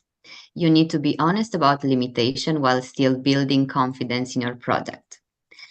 Another question for you is, how do you navigate that balance at Miko? We are really kind of like I love Miko for many reasons, and the team behind it, it's crazy good. It's a crazy good team. I'm really proud of them, and we cut the romanticism in the beginning because we are not that kind of people. I'll be honest here. We love plastic because the plastic, it's a great invention. It's actually get us here. It's like antibiotics or any other thing. It's really important for our history, for our development as a human society. But we abuse it basically. We misunderstand the usage and the price of the plastic. So let's keep the plastic for health sake. Let's keep it for really important, I don't know, places. But don't just make the bottles of it. It's destroying the planet, and that's something we really believe. So we didn't avoid the plastic in our communication. We said it's important, but the industry it's overuse it, and we have solution for some parts. And what we're really trying to communicate, its advantages and also disadvantages of the material. Because it's important to be honest in the communication, especially in the sustainable communication, because when you start to communicate, hey, it's going to replace everything in the world which is made by plastic or whatever, you just lose. You lose the attention basically because you're a liar. So you really have to be honest. You can't really lie. You have to be really sure what you're saying, and you really have to be able to support your claims with the data. So what we do in Myco, we trying to communicate make it truth, that it's based on mushrooms, which is fun part. On the other hand, that it's based on waste that we used, like agriculture waste and all those data which is behind. We also communicate our disadvantages, that it's not like polystyrene foam. We're not trying to replace polystyrene foam, although like everyone in the world, I think, of mycelium trying to build the polystyrene, like replace the polystyrene from the buildings by mycelium material. It's crazy idea, Imagine that you place mushrooms on your house. It doesn't seem logical, right? So we're really trying to be as honest as we can in the communication of the sustainability of our product, but also economics, because it's very important. When you want to enter the industry, you really need to be sure how much you're going to cost them and what you can offer them. Because in the end of the day and in the beginning of the day, for industry, the money, it's the time, and it's something they really focus on. So we communicate prices, communicate honestly disadvantages, and trying to be, truthful. Thank you so much. Eduardo, we'll move into your perspective. And the questions for you is, what is the hardest moment in your journey to build a sustainable business? And what kept the founders you work with going through it? Thank you, Adriana, for the question. I will only very briefly share an opinion with David. I really appreciate, I'm very keen on fungus I think it will be the very matter of the future, because the real plastic is there. The most part of life is made of fungus, and they interact with people, and any life in a very particular and maybe not well understood way, but they are very totally, we need fungus, and maybe we don't only know how to use it. You remember penicillin, for example, where it came from, but that is another story. I think that comes from my look at several startups that I think is a very nice insight for everyone. And it is not a law, but for me, it is only a statistic. The most part of startups that succeed in their business always have a very good and smart marketing manager. Because if you don't communicate, if people don't understand what you're doing, they can't buy, and they don't can value your proposition. That is, sorry, only a small insight. But let's come back to the tough moment in my journey. That many, you know, the most part of startups fail, and that is the early failure that founders braced for that. It's the part after the validation.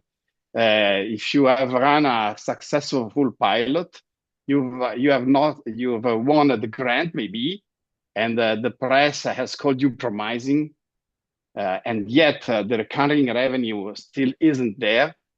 You have celebrated and still not, but you're not still a sustainable company. The big gap between proof and traction is where I see the best founder come closest to burning out, because the external signals say you've made it, while the bank accounts say another thing. That is the problem. Two things carry people through it. The first is a mission that's genuinely bigger than the company. That is one big problem. And when you're solving coffee waste or regenerating soil, for example, there's a reason to get up that survives a bad quarter. The second one, and this is the part an ecosystem builder as ours can actually provide, is not being alone. A community of founders who've crossed the same valley and can say, yes, this stage is brutal, and no, it's not a sign that you're failing. It's worth more than almost any piece of advice. And honestly, that's a large part of why the impact hubs exist. The technology and the funding matter, but it's the company you keep through, the hard middle that decides who's still standing on the other side.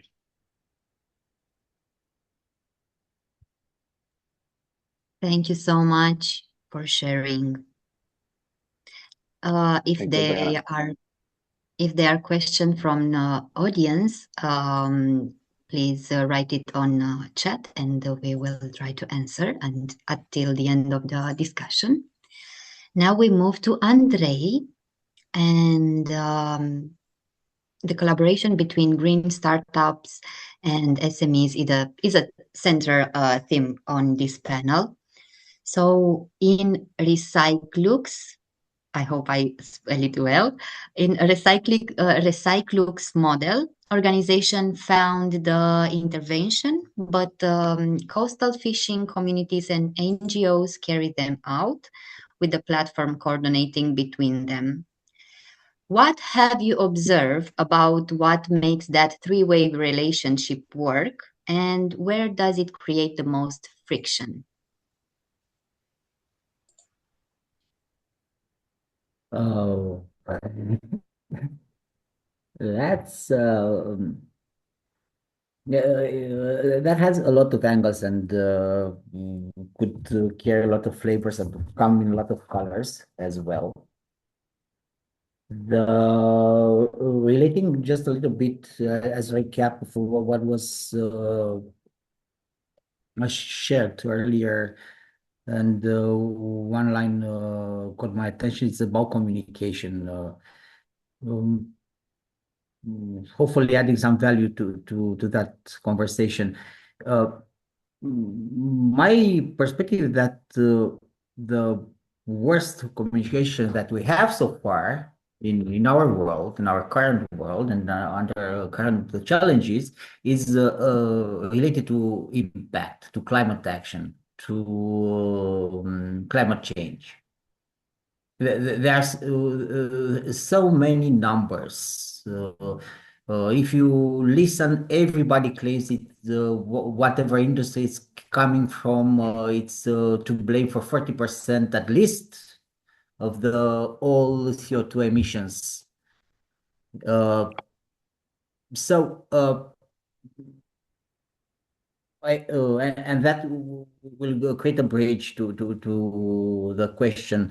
It's a matter of honesty and groundedness for all of us to understand where we sit, what's in our hand, what are we accountable for? Yeah. And it starts, I guess, at person level, and then can grow in a company, enterprise, whatever type of community, if it is for profit or not. Yeah. And from this, actually, you can start to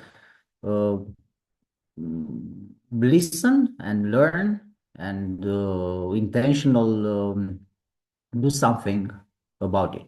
Yeah, because the three parts that, let's say, we operate within has a great emphasis on who is sponsoring the cleanups and why. Yeah, right now, okay, companies can do that, but don't have or lack an internal first reason, yeah, or fear of punishment to do so. They don't have an internal framework to code that expense that eventually gets to the chief financial officer as something that will just diminish the profit of the company, and eventually will get to the shareholders. Yeah, when shareholders, if they are not also keen or interested about after all the future of their offsprings and also the future of their returns. Yeah, nobody will do that. So it takes a long time and energy to find the let's call them environmental conscious companies overall.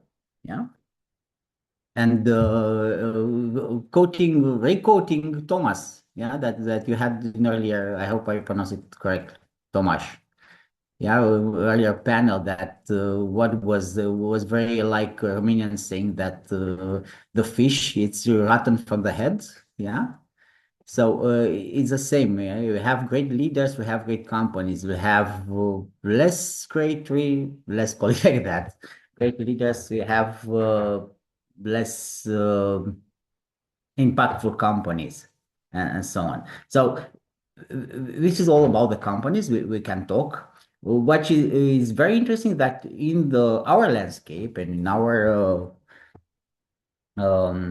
horizon came municipalities and port authorities, which are very responsive to something which is eventually related to profits, meaning loss of tourists, loss means loss of GDP, local GDP. Yeah. Filthy waters means less yachts in marinas. Filthy water also means a lot of fooling faults to vessels and reparation costs and so on. And from here, we actually started the conversation. What is also very interesting is that municipalities are closer to the communities than a company that it's functioning, I don't know, 1,000 miles out of the shore. It doesn't matter which direction. This is the point. Yeah. So we just build. We are careful about how we share what we are doing and what I'm let's say preaching inside the company as a board advisor is being a model. Yeah? All we have to do is just have our passions, do our things, do the best we can. Yeah. And be a model for the others. And probably you know the old adage about a forest that was burning and the little bird was trying to how's it to put down the fire, and he was going to the river, took a little bit of water in, yeah, and then going to and everybody was saying, well, you are so little, you cannot turn down the fire. And she said, I'm doing what I can, or I'm doing the best I can. So if all of us will do that, I think we will have more of a forest than, I don't know, burnt field. Thank you. I finished my page now. Thank you so much, Andrea. I was visualizing everything that you're saying. Yeah, thank you. Thank you Very all. kind. Thank you all for a fascinating and honest discussion. Let's see if we are having any questions from audience. Victoria? Yes, we have one question for Ramondo. And the question is, how can companies move beyond ESG compliance and turn sustainability initiatives into measurable business value? If you can complete your perspective with the answer for this question. Thank you. Well, you know that, thank you, Victoria. That, when we declare that we are working on a sustainable business, we have to take care about that, I always say. In fact, I always say to the founders that they have to measure it before they have to message it. And the measuring must be made in a very good way, because the greenwashing is always behind your good behavior, understood by all your potential customers. Sustainability, I think also impact, let me say, is not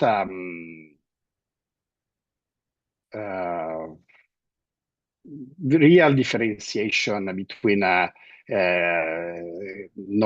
usual companies or others. I think impact is a new way and modern way to entrepreneur, because consumption or speculation are not words that you can say anymore. If we want to build new businesses for the next generations, we have to let them survive to our business. So we can't think anymore that we can set up a business, a startup, a company anyway, or do a very old business, run a very old business without thinking and reskilling and reacting to the new environment you face, because for example, I don't know if you know that in Italy we can't use nuclear power.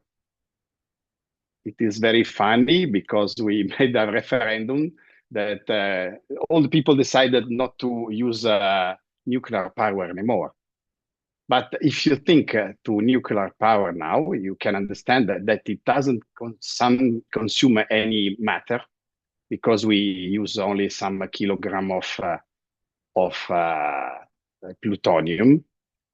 This doesn't create any CO2 because we don't have any CO2 put in the air. And this is a particular way of thinking to sustainability. Because if you consume all the carbon we have, we put wind, the windmills around our beautiful countries, it is not. I think it is not sustainable. We have to very enter and deep dive what sustainability means and what impact means from the starting point of your supply chain to the end consumer you have. You don't have to fix a problem in one part of the supply chain. You have to look more wider and think to all the supply chain, understand if your impact does create other negative impact on another side. I don't know if I explained, I answered to your demand, Victoria. But sustainability for me is it is not a plus, or maybe it could be a plus if our stakeholder want to give us a premium on that, but is only the new way to become a very good entrepreneur. Because sustainability doesn't mean that we have to have less margin or less revenues. Maybe you have more margin, but more spread in the time, because you do something that can last for a long time. That, in my opinion, is the view of what sustainability, economic, financial, environmental means. Thank you so much. Thank you. Thanks to you. Last question before our break time is for David. Where do you see the biggest unadapted opportunity for green startups in the Czech market over the next 3 or 5 years? Just an idea, I would say. Well, yeah, Czechia, it's a country with a kind of history in manufacturing. So basically, the transition of industry, it's the first I can just highlight. So anything and everything which is connected to to good old school production, which is a problem for the startups, because it's usually the hardware, it's not the software basically, and every VC and investors kind of expect the software returns and timeline, which is not in hardware. So automotive, it's really good for a bit of greenwashing, but they have money to also do some real solution and so on. So yeah, good old school industry, manufacturing, basically. That's it. We are really good engineers here. We have really good know-how in manufacturing. So that's why I think that. All right, thank you so much. Perhaps. Thank you. Perhaps most importantly, our speakers remind us that meaningful innovation often starts with a simple observation, a person conviction, or a desire to solve a real problem. Turning that vision into impact requires courage, persistence, and the willingness to keep learning along the way. So thank you again, Andrei, Eduardo, and David for sharing your experience, insight, and lesson learned. And thank you everyone who joined us for this discussion. We will now have a short break, 50 minutes break. And after that, we will have our final panel where we'll explore how the European Sustainability Regulatory Framework from the Green Deal and CSRD to the Omnibus package translates into practical implication for SMEs across Europe. Until then, enjoy your break time. We'll see each other again at 30:35. Thank you. Thank you, everyone. Thank you. Thank you. Thank you. Yeah. Thank you a lot. And don't forget, don't throw the plastic. For sure. Yeah, Sure. exactly. It's quite important. Yeah. Yeah. We'll be careful with that. Thank you. Thank you.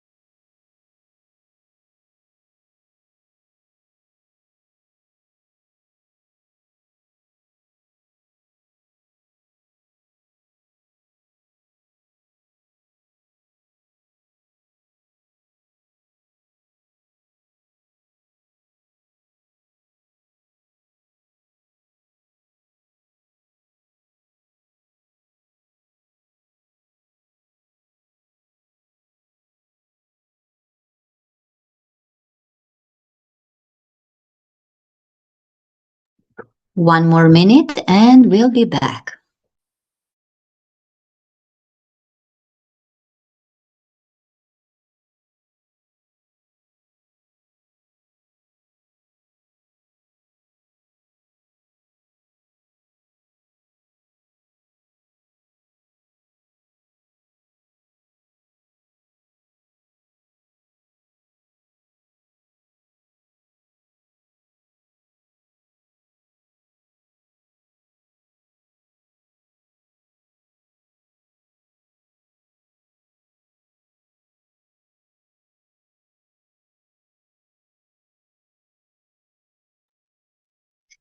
Welcome back, everyone.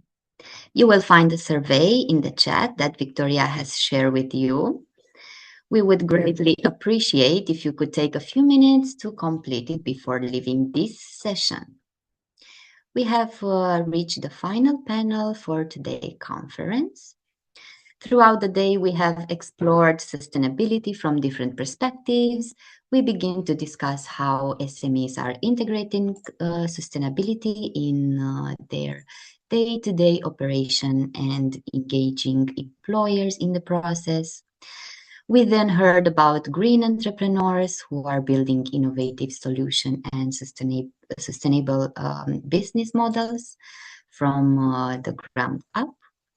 Our final discussion focused on another critical dimension of sustainability transition, the regulatory framework that increasingly shapes how business operate across Europe.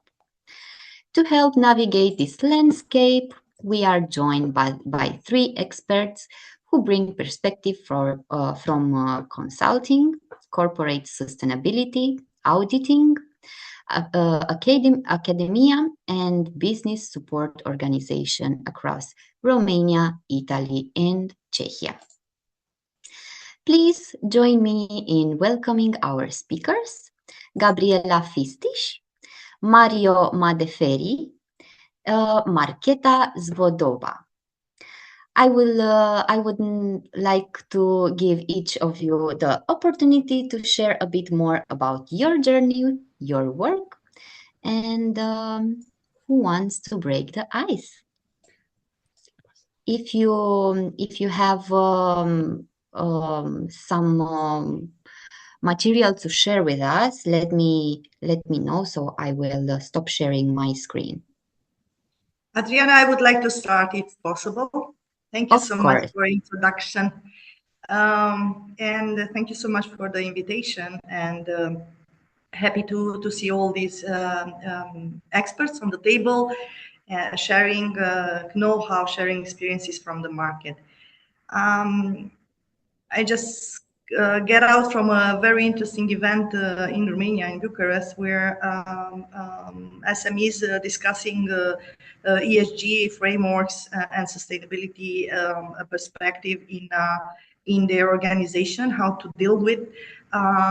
Also, the importance, what would be the drivers for them, or what kind of aspects they have in terms of challenges in building it up. Of course, that there are a lot of mismatch or missing in understandings. What does it mean ESG? What does it mean sustainability? It's still a very, there are very diverse, how can I say, discussions around. And I personally, as an expert and consultant with a huge background, I explain them years experts, internal experts in operation or manager or sustainability responsible. Sustainability, it means impact. What you bring outside the company, in the community, a negative impact, a positive, and you should control it. And ESG, it's about the framework. It's a framework which help you identifying risk and opportunities, where you lose money, where you gain money, how to make the business stronger and stronger, because everybody knows that an SMEs face economical problems and challenges through the time. SMEs is not so easy to be handled in a dynamic market and legislative change and so on. So even that the CSRD right now is not tackling the SMEs, SMEs need to be prepared for this journey of green transition, and so to say, they are more or less prepared by big companies, because big companies need to comply with CSRD. Most of them, they started to have this net zero transition plan, and they start to enforce this emission perspective, and working around emissions and mitigating emissions with partners, with collaborators in the value chain. So first of all, the drivers in this direction of ESG could be the big companies who they started to manage interaction, collaboration, create a community where they work close together with SMEs in order to grow and bring them into this boat of transformation, which for an SMEs is not easy. But in Romania, big clients started to work closely. Why? Because big company will never reach the net zero without small company in their value chain. So it's a reality. They really understood this, and they started to work. So I'm very happy to say that this work it has been starting since 2 years, and more and more working in this area. What could be really some of the I would say barriers or blockers of this process? It's the economical stability of SMEs. So if SMEs are not very stable from an economical point of view, they could not invest. So they would not invest in this direction. They would not access too much finance, because they do not have potential to give the money back. Nevertheless, I would say that also in Romania there are financing options in for green transition, and also last year I find out that EBRD, for example, have programs for SMEs and suppliers in the value chain of companies, supporting them in this green transition, offering them even consultancy packages, even incentives, and so on and so forth, which helps them a lot. So I would say that I would see it very positive, even that from the perspective of legal norms in Europe and in Romania, this comes with a lot of burden. There are already instruments to help SMEs going in this journey, I would say, step by step. It's up to the time, I would say, to see how good they will be and how fast they will move, and what kind of help they will still reach from the companies.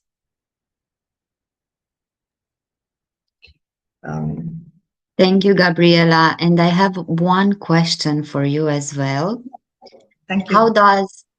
How does ACG compliance affect a national company's ability to access public money?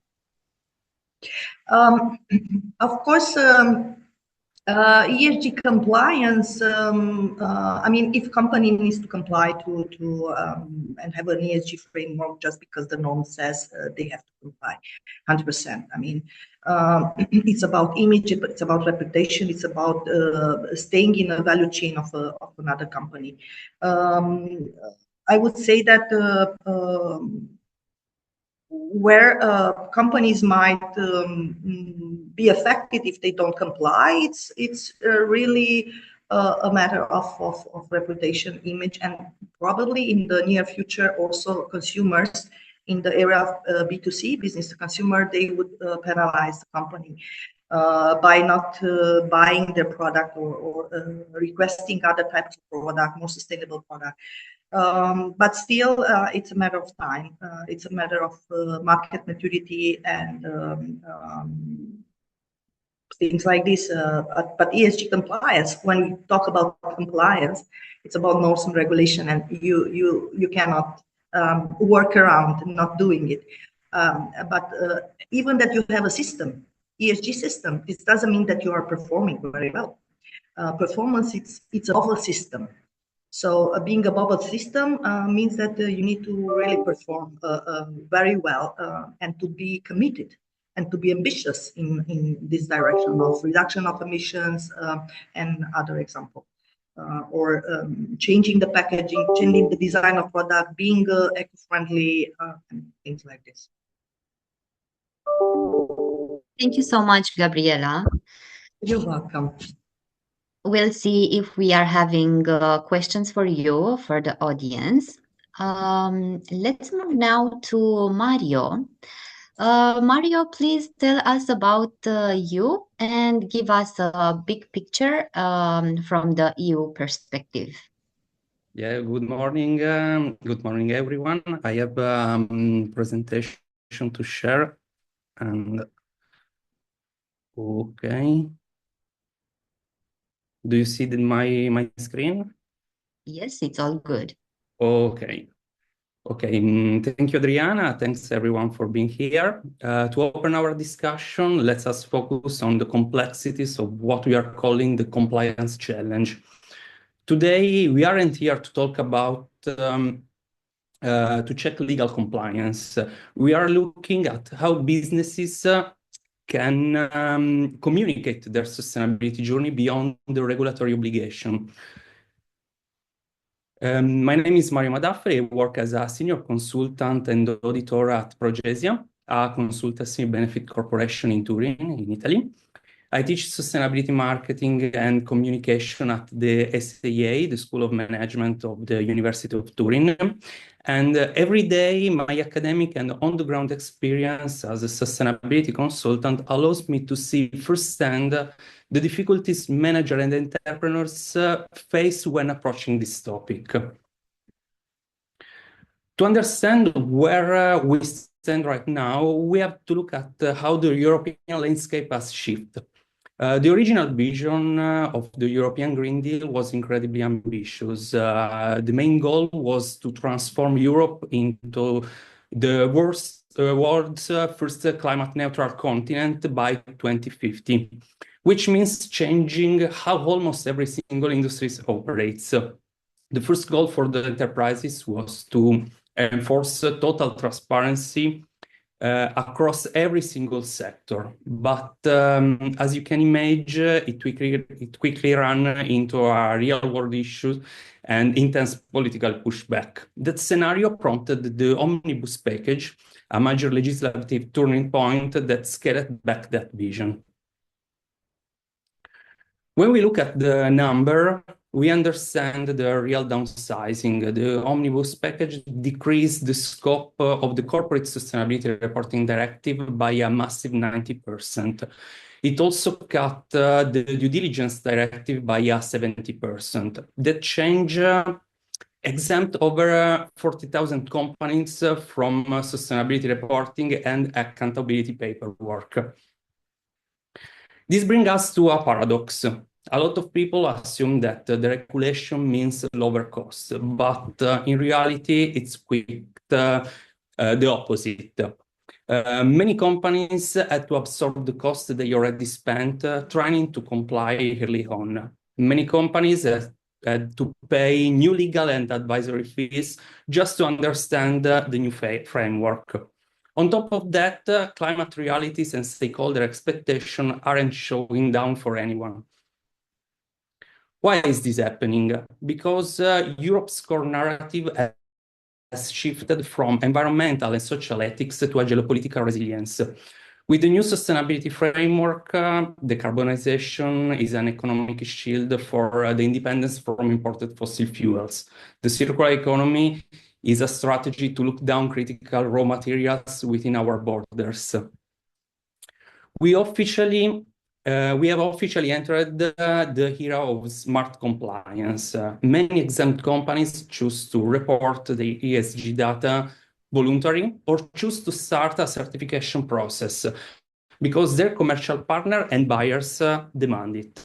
The market has become the regulator of European corporate sustainability. At the same time, the European Commission is providing companies with a simpler tool to report sustainability, the WSMI standard. Since the full SRS, the standard for sustainability reporting, was too complicated and expensive for small companies, WSME was created as a light version of ESRS. It's developed by EFRAG, an official recommended by the European Commission. It's a simplified, completely voluntary framework designed for small businesses to measure and report their environment, social and governance performance. Now let's look at how these European ESG dynamics play out inside the Italian market. The Italian economy is historically built on small and medium enterprises. Even though you might be legally exempt from the European directives, your business have to analyze the waterfall effect.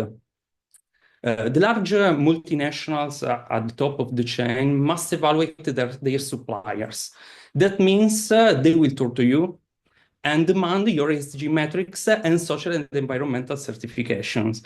If you don't have them, you risk being excluded from their supply chains. If you take a look at this slide, you can see exactly how the pressure travels. It starts at the top with the corporate CSRD mandates. Then it flows directly down to global logistics, emissions, and social metrics. Small and medium enterprises need to have this data ready. We have also to talk about the banking side because the financial sector plays a massive role here. Your access to capital and your interest rates are now tied to your sustainability performance. If you can prove your commitment, capital is going to cost out more. That's a poor financial risk management, not a marketing exercise. We also need to talk about our jewel, made in Italy. It has historically means quality and excellence all over the world.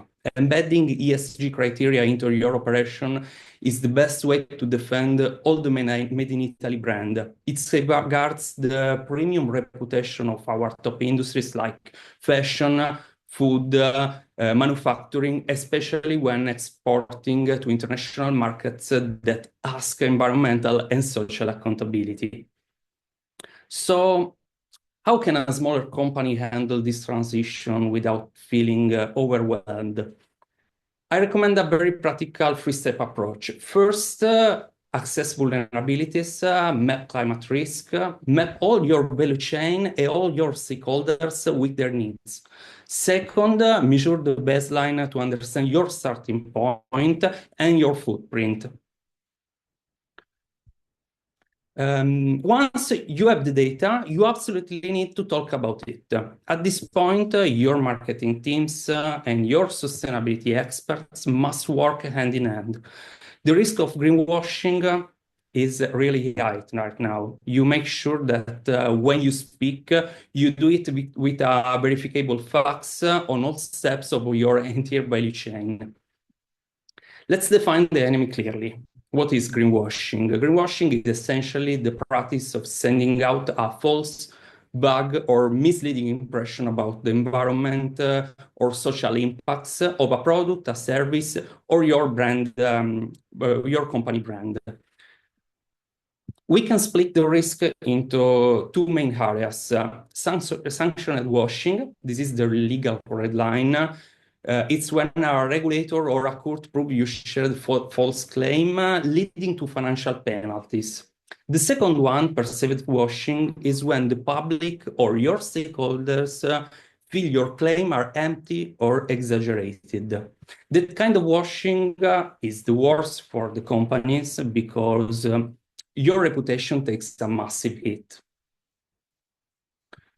To keep your communication clean, you need to understand the 7 sins of greenwashing. Sin of omitting information, lacking evidence, sins of vagueness, sins of irrelevance for your business, lesser of two evils, telling the falsehood, and last but not least, sin of adopting false labels.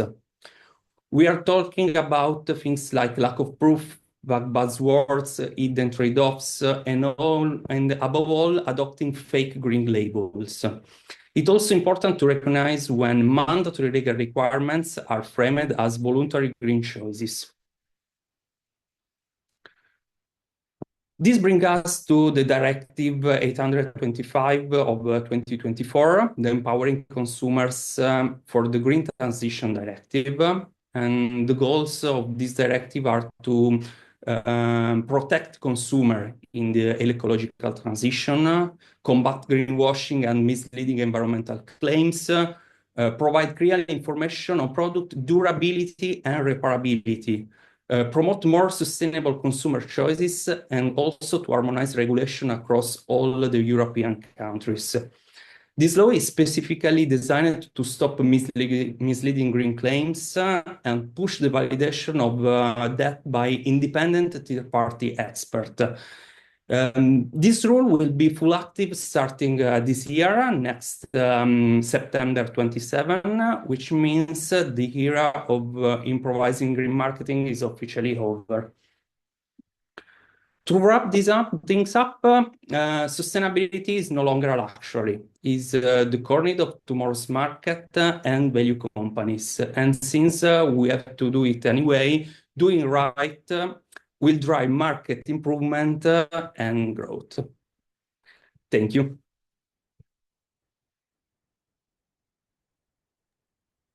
Thank you so much, Mario.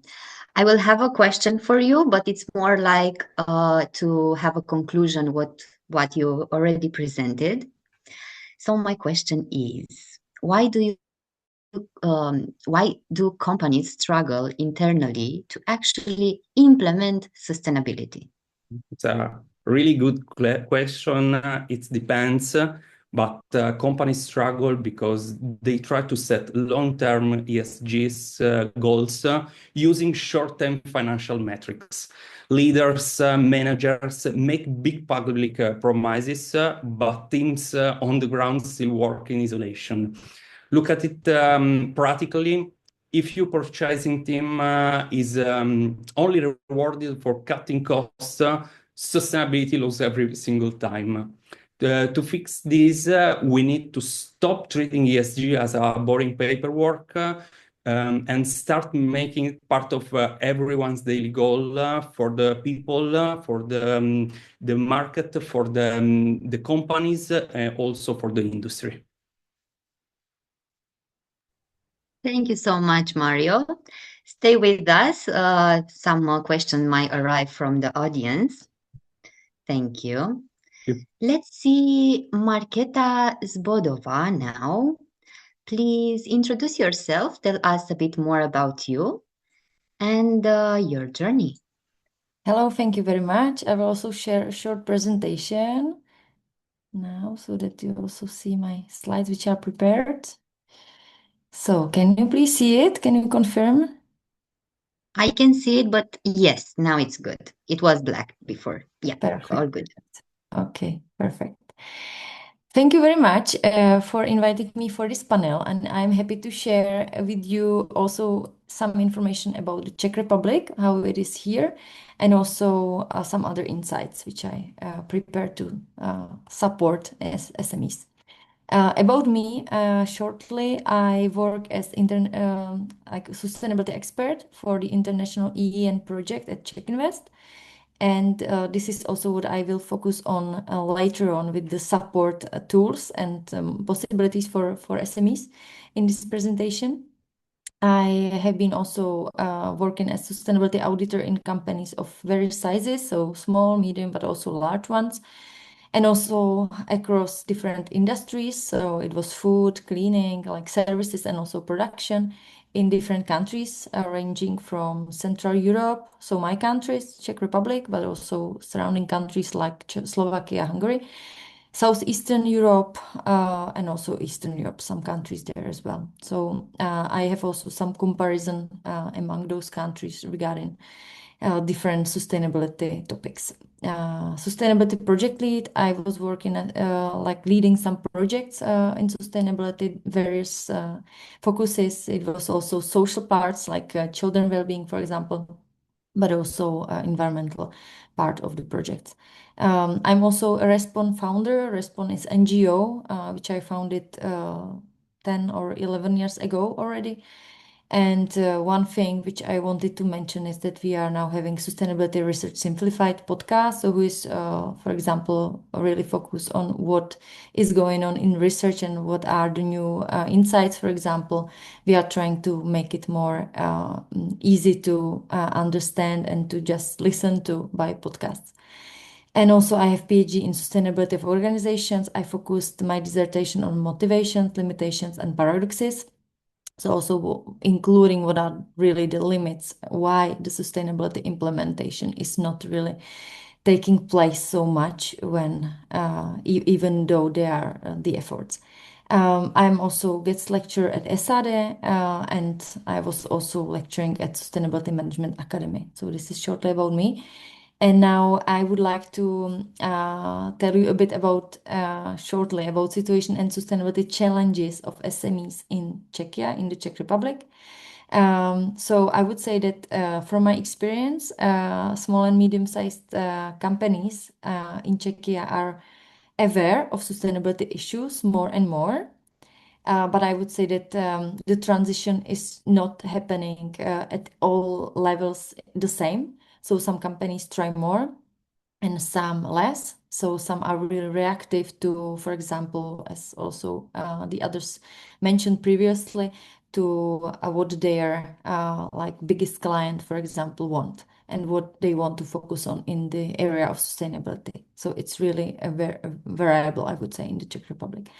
And some firms, on the other hand, are really beginning to see sustainability as an opportunity. I also work with some of them currently at Czech Invest, who are really trying to push sustainability in many angles and in many projects. And they see it really as a source of competitiveness among similar companies, and also source of innovation. So as some business opportunity.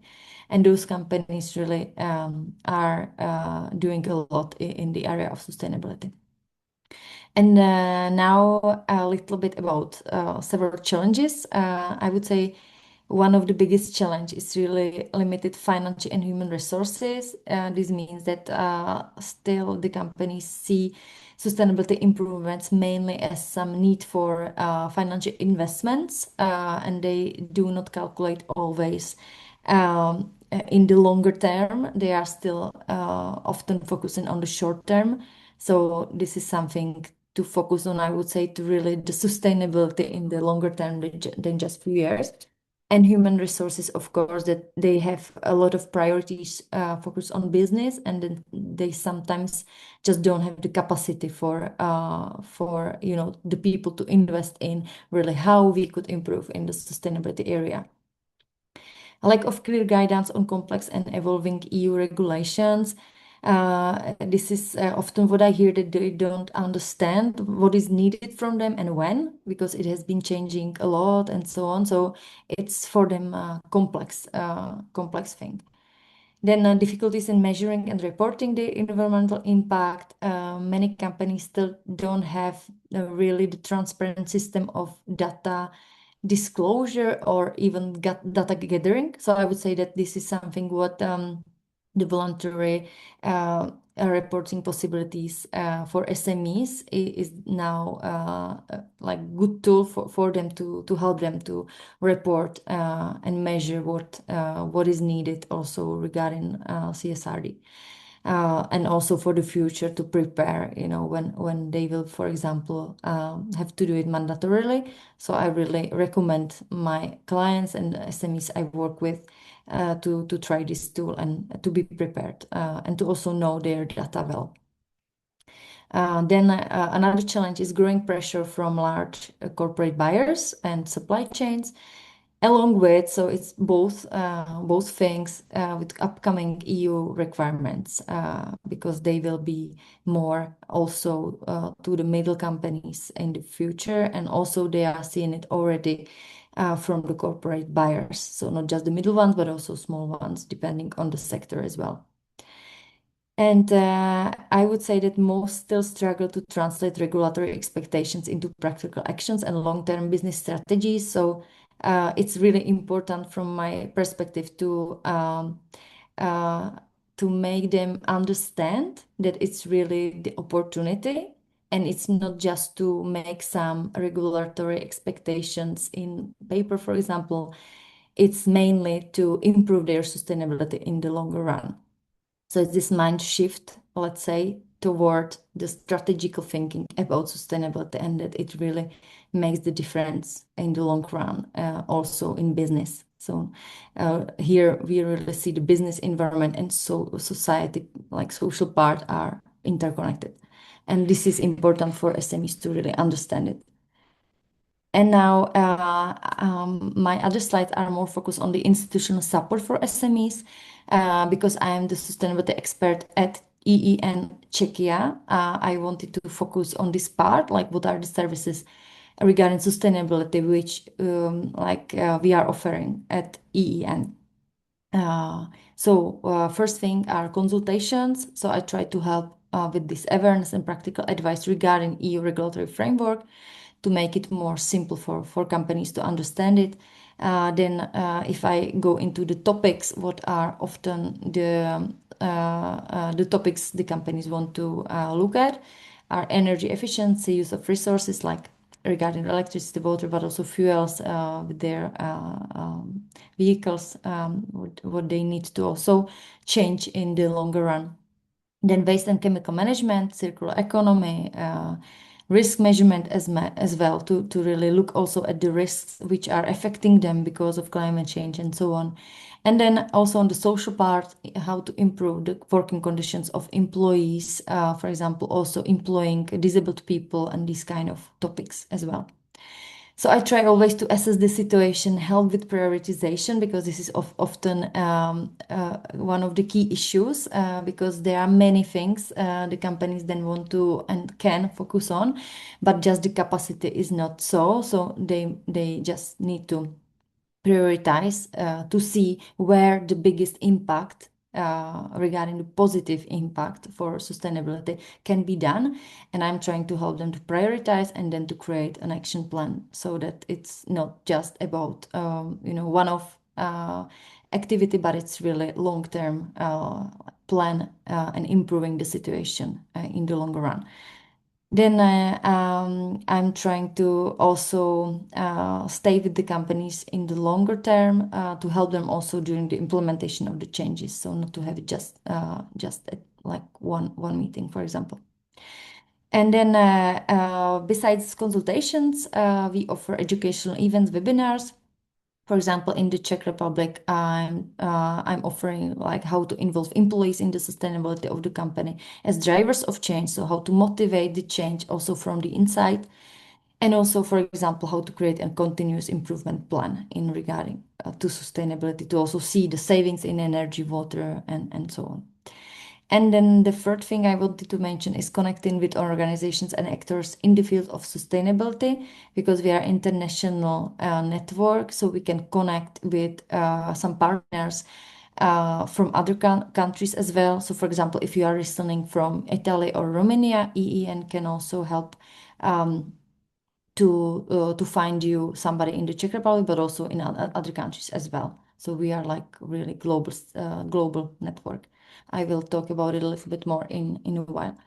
And possible benefits I already mentioned regarding sustainability, improvements for companies, savings, but also attractiveness for customers, and also bigger competitiveness on the market in the longer run.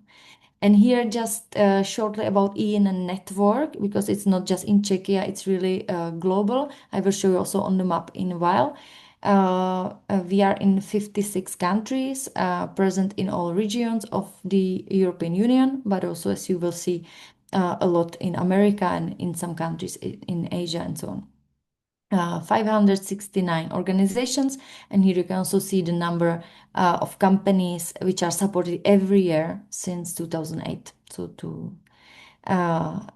it's a lot. And here, just shortly about like who are in the consortium, who are in the network supporting the companies.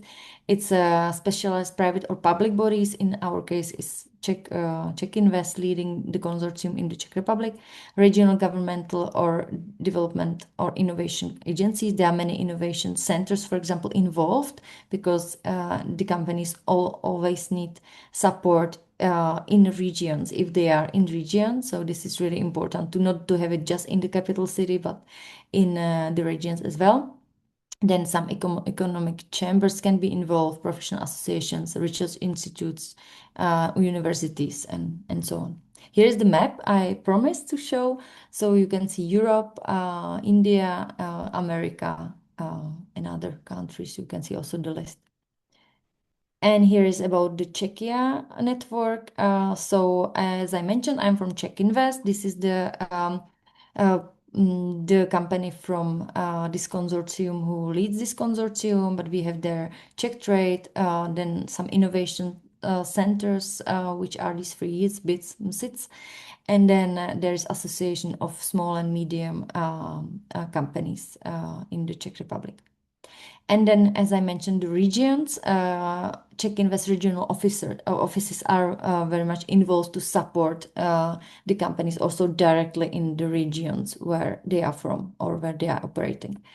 And here are also the stakeholders to show you that it's not just about the consortium as such, which is in this yellow box, but it's also about other experts which are helping, not just in the area of sustainability, as I'm now focusing on, but also in digitalization, innovation, and other things which can really help companies to move forward or to multiply their potential.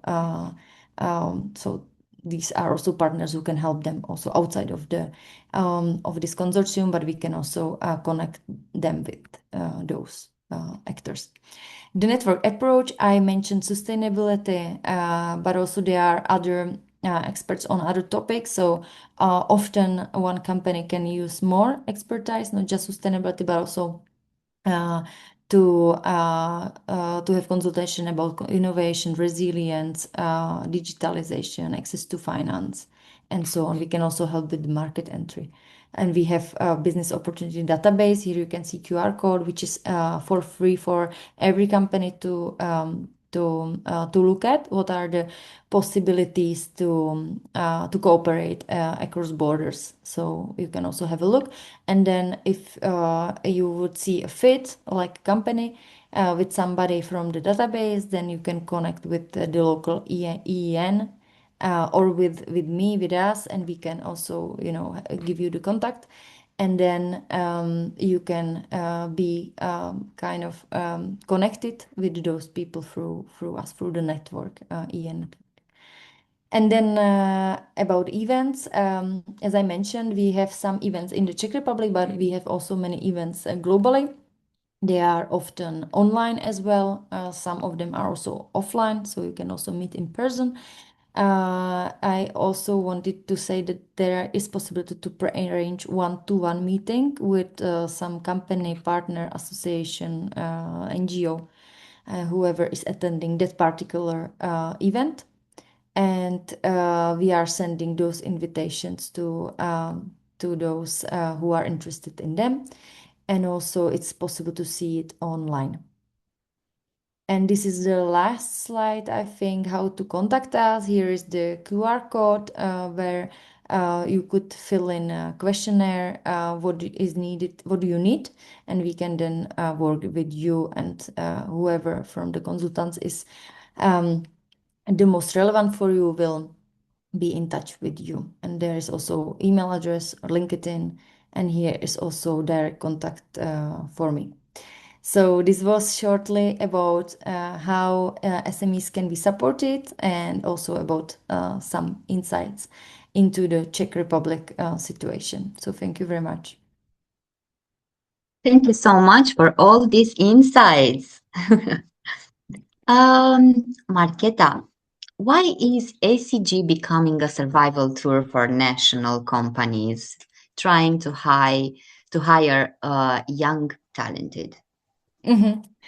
Thank you for this question. I believe that this generation, the young generation already takes into account sustainability a lot. Environmental one, because they really understand there is a crisis which will be impacting them personally and their children, but they are really, very young, so they see it like practically.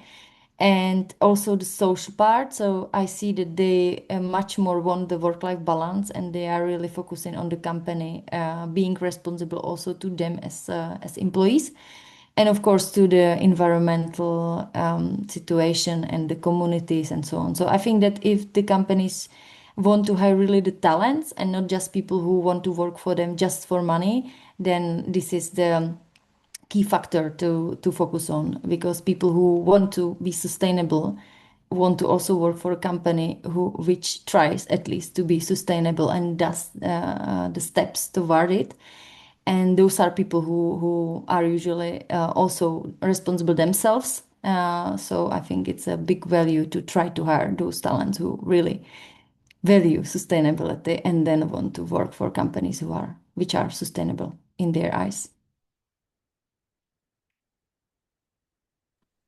Thank you so much. Thank you. Let's see if we are having any question from the audience. If not, I will kindly ask you to have a final opinion as a conclusion or a gift that you give us as a participant today. So if you want to continue, Marketa or Gabriela Fistish can start again.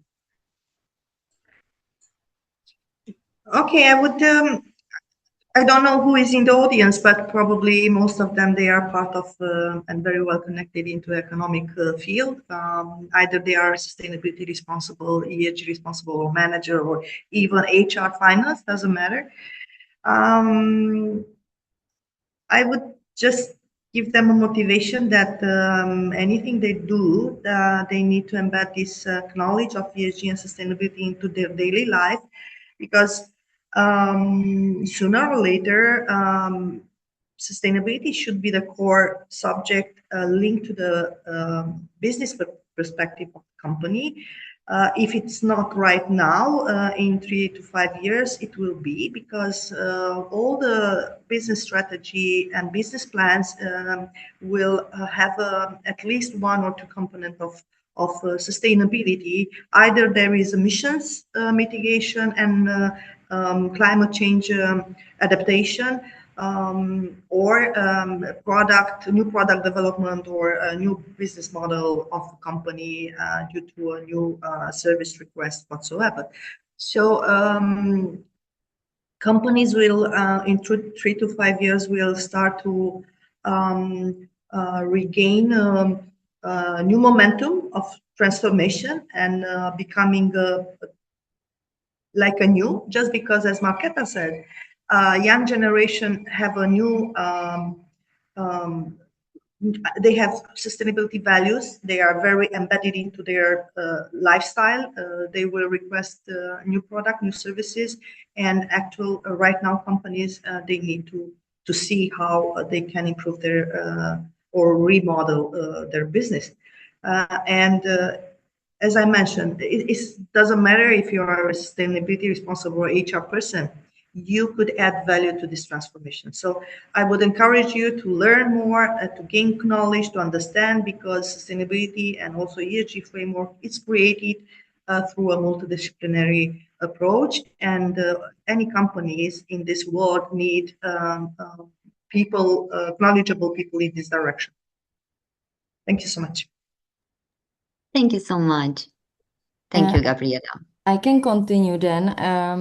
I was thinking, what is the message actually I would like to say? And the final remarks could be that actually, I think it's really important for companies to understand, and for people working anywhere to really understand, that it's not about the regulatory framework it's about making it happen, and it's about business opportunity. So I see a lot really that companies often see it as a burden, you know, they don't want to do it because it's like time for them and so on. And they don't see the vision, they don't really see the why, you know. So I think the first step when we talk with companies or with people really working anywhere, so with actually when we talk with anybody, the main thing is to really translate this feeling or this motivation, this vision of why we do it, and that it's really for us, for people, because planet will survive, but people will not if, you know, those catastrophic scenario happen. So it's just about understanding, and I think that when the people, when it clicks, when they understand this is happening and this is the reason, and this is that we all need to do some things to improve it, then they will do it more happily or like with ease, you know, because now I feel it's often seen as something negative, and I would really love to translate this, how we talk with people about the sustainability, that it's the good thing, the positive thing, that is the thing forward to survive, not just as humans. Also, the businesses will not survive if clients will not be happy and have money to, you know, invest. So yeah, this is my message I want to give to really motivate for the why we do it, and to onboard the companies and the people on the message, and to motivate them to try the best they can, because they know their company the best, they know what they can improve, you know, and just with a little help from somebody external who sees also it from the big picture and with different eyes, this change can happen, you know, step by step with these improvement plans and so on. So yeah, this is from me. Thank you. Thank you so much, Marketa. Mario, are you still with us? Yeah, I think that we have to understand the real power of sustainability for the people. This year, I spent the most part of my consultant time to implement social management system, because enterprises need to understand what the new generation asks. Especially for Gen Z, companies' commitment on climate, diversity, fair work culture is non-negotiable. If a business works on ESGs as just a marketing stunt, young professionals will walk away.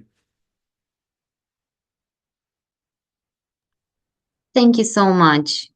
Thank you sincerely for Gabriela, Mario, and Marketa for sharing their expertise and helping us bridge the gap between policy and practice.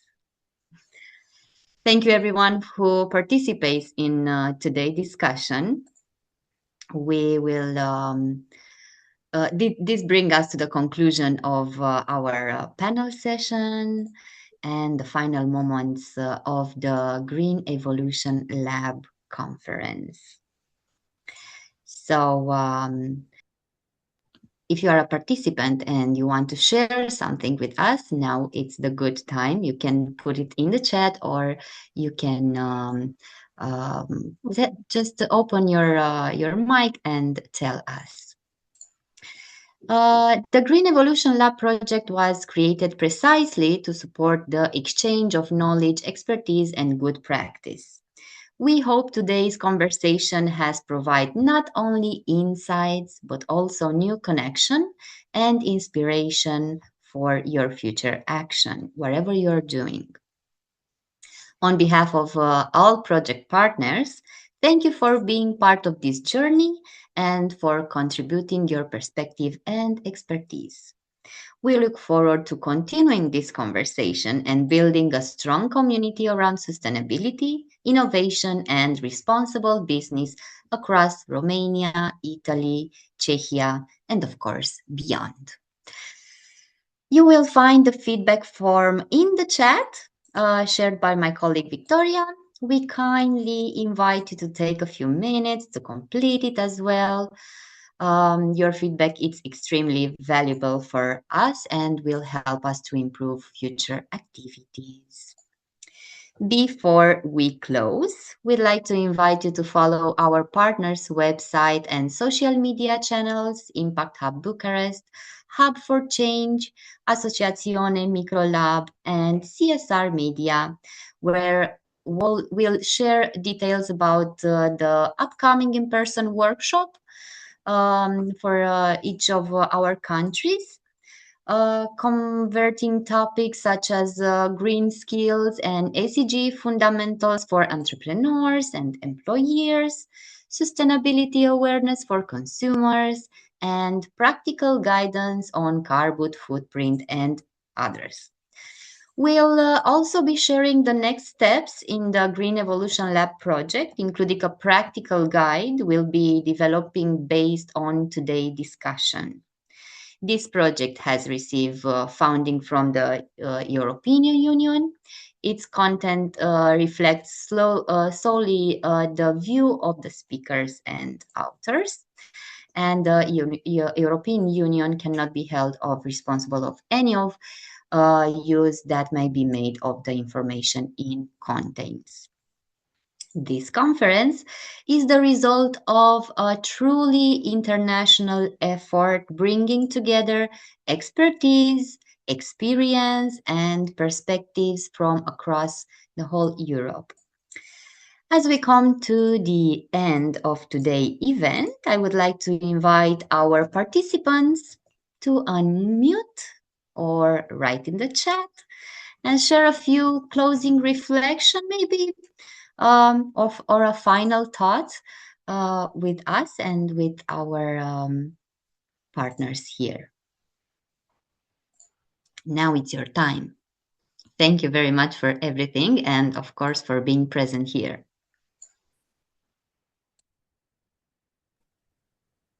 Thank you. It was a great one. Thank you so much, Andrei. It was a pleasure to have you here. Thank you.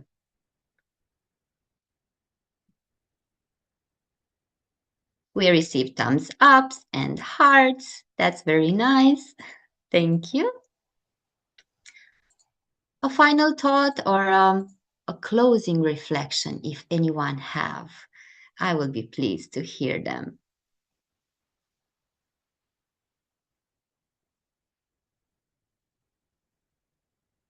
I receive a lot of applause from the audience. Thank you so much. Thank you for our speakers. All the applause goes to them. All right. Thank you very much. And we wish you a wonderful rest of the day. Be careful and enjoy. Thank you. You Thank too. you. Have a great day. Bye. Bye-bye. Thank you. Bye. Bye-bye. Thank you. Goodbye.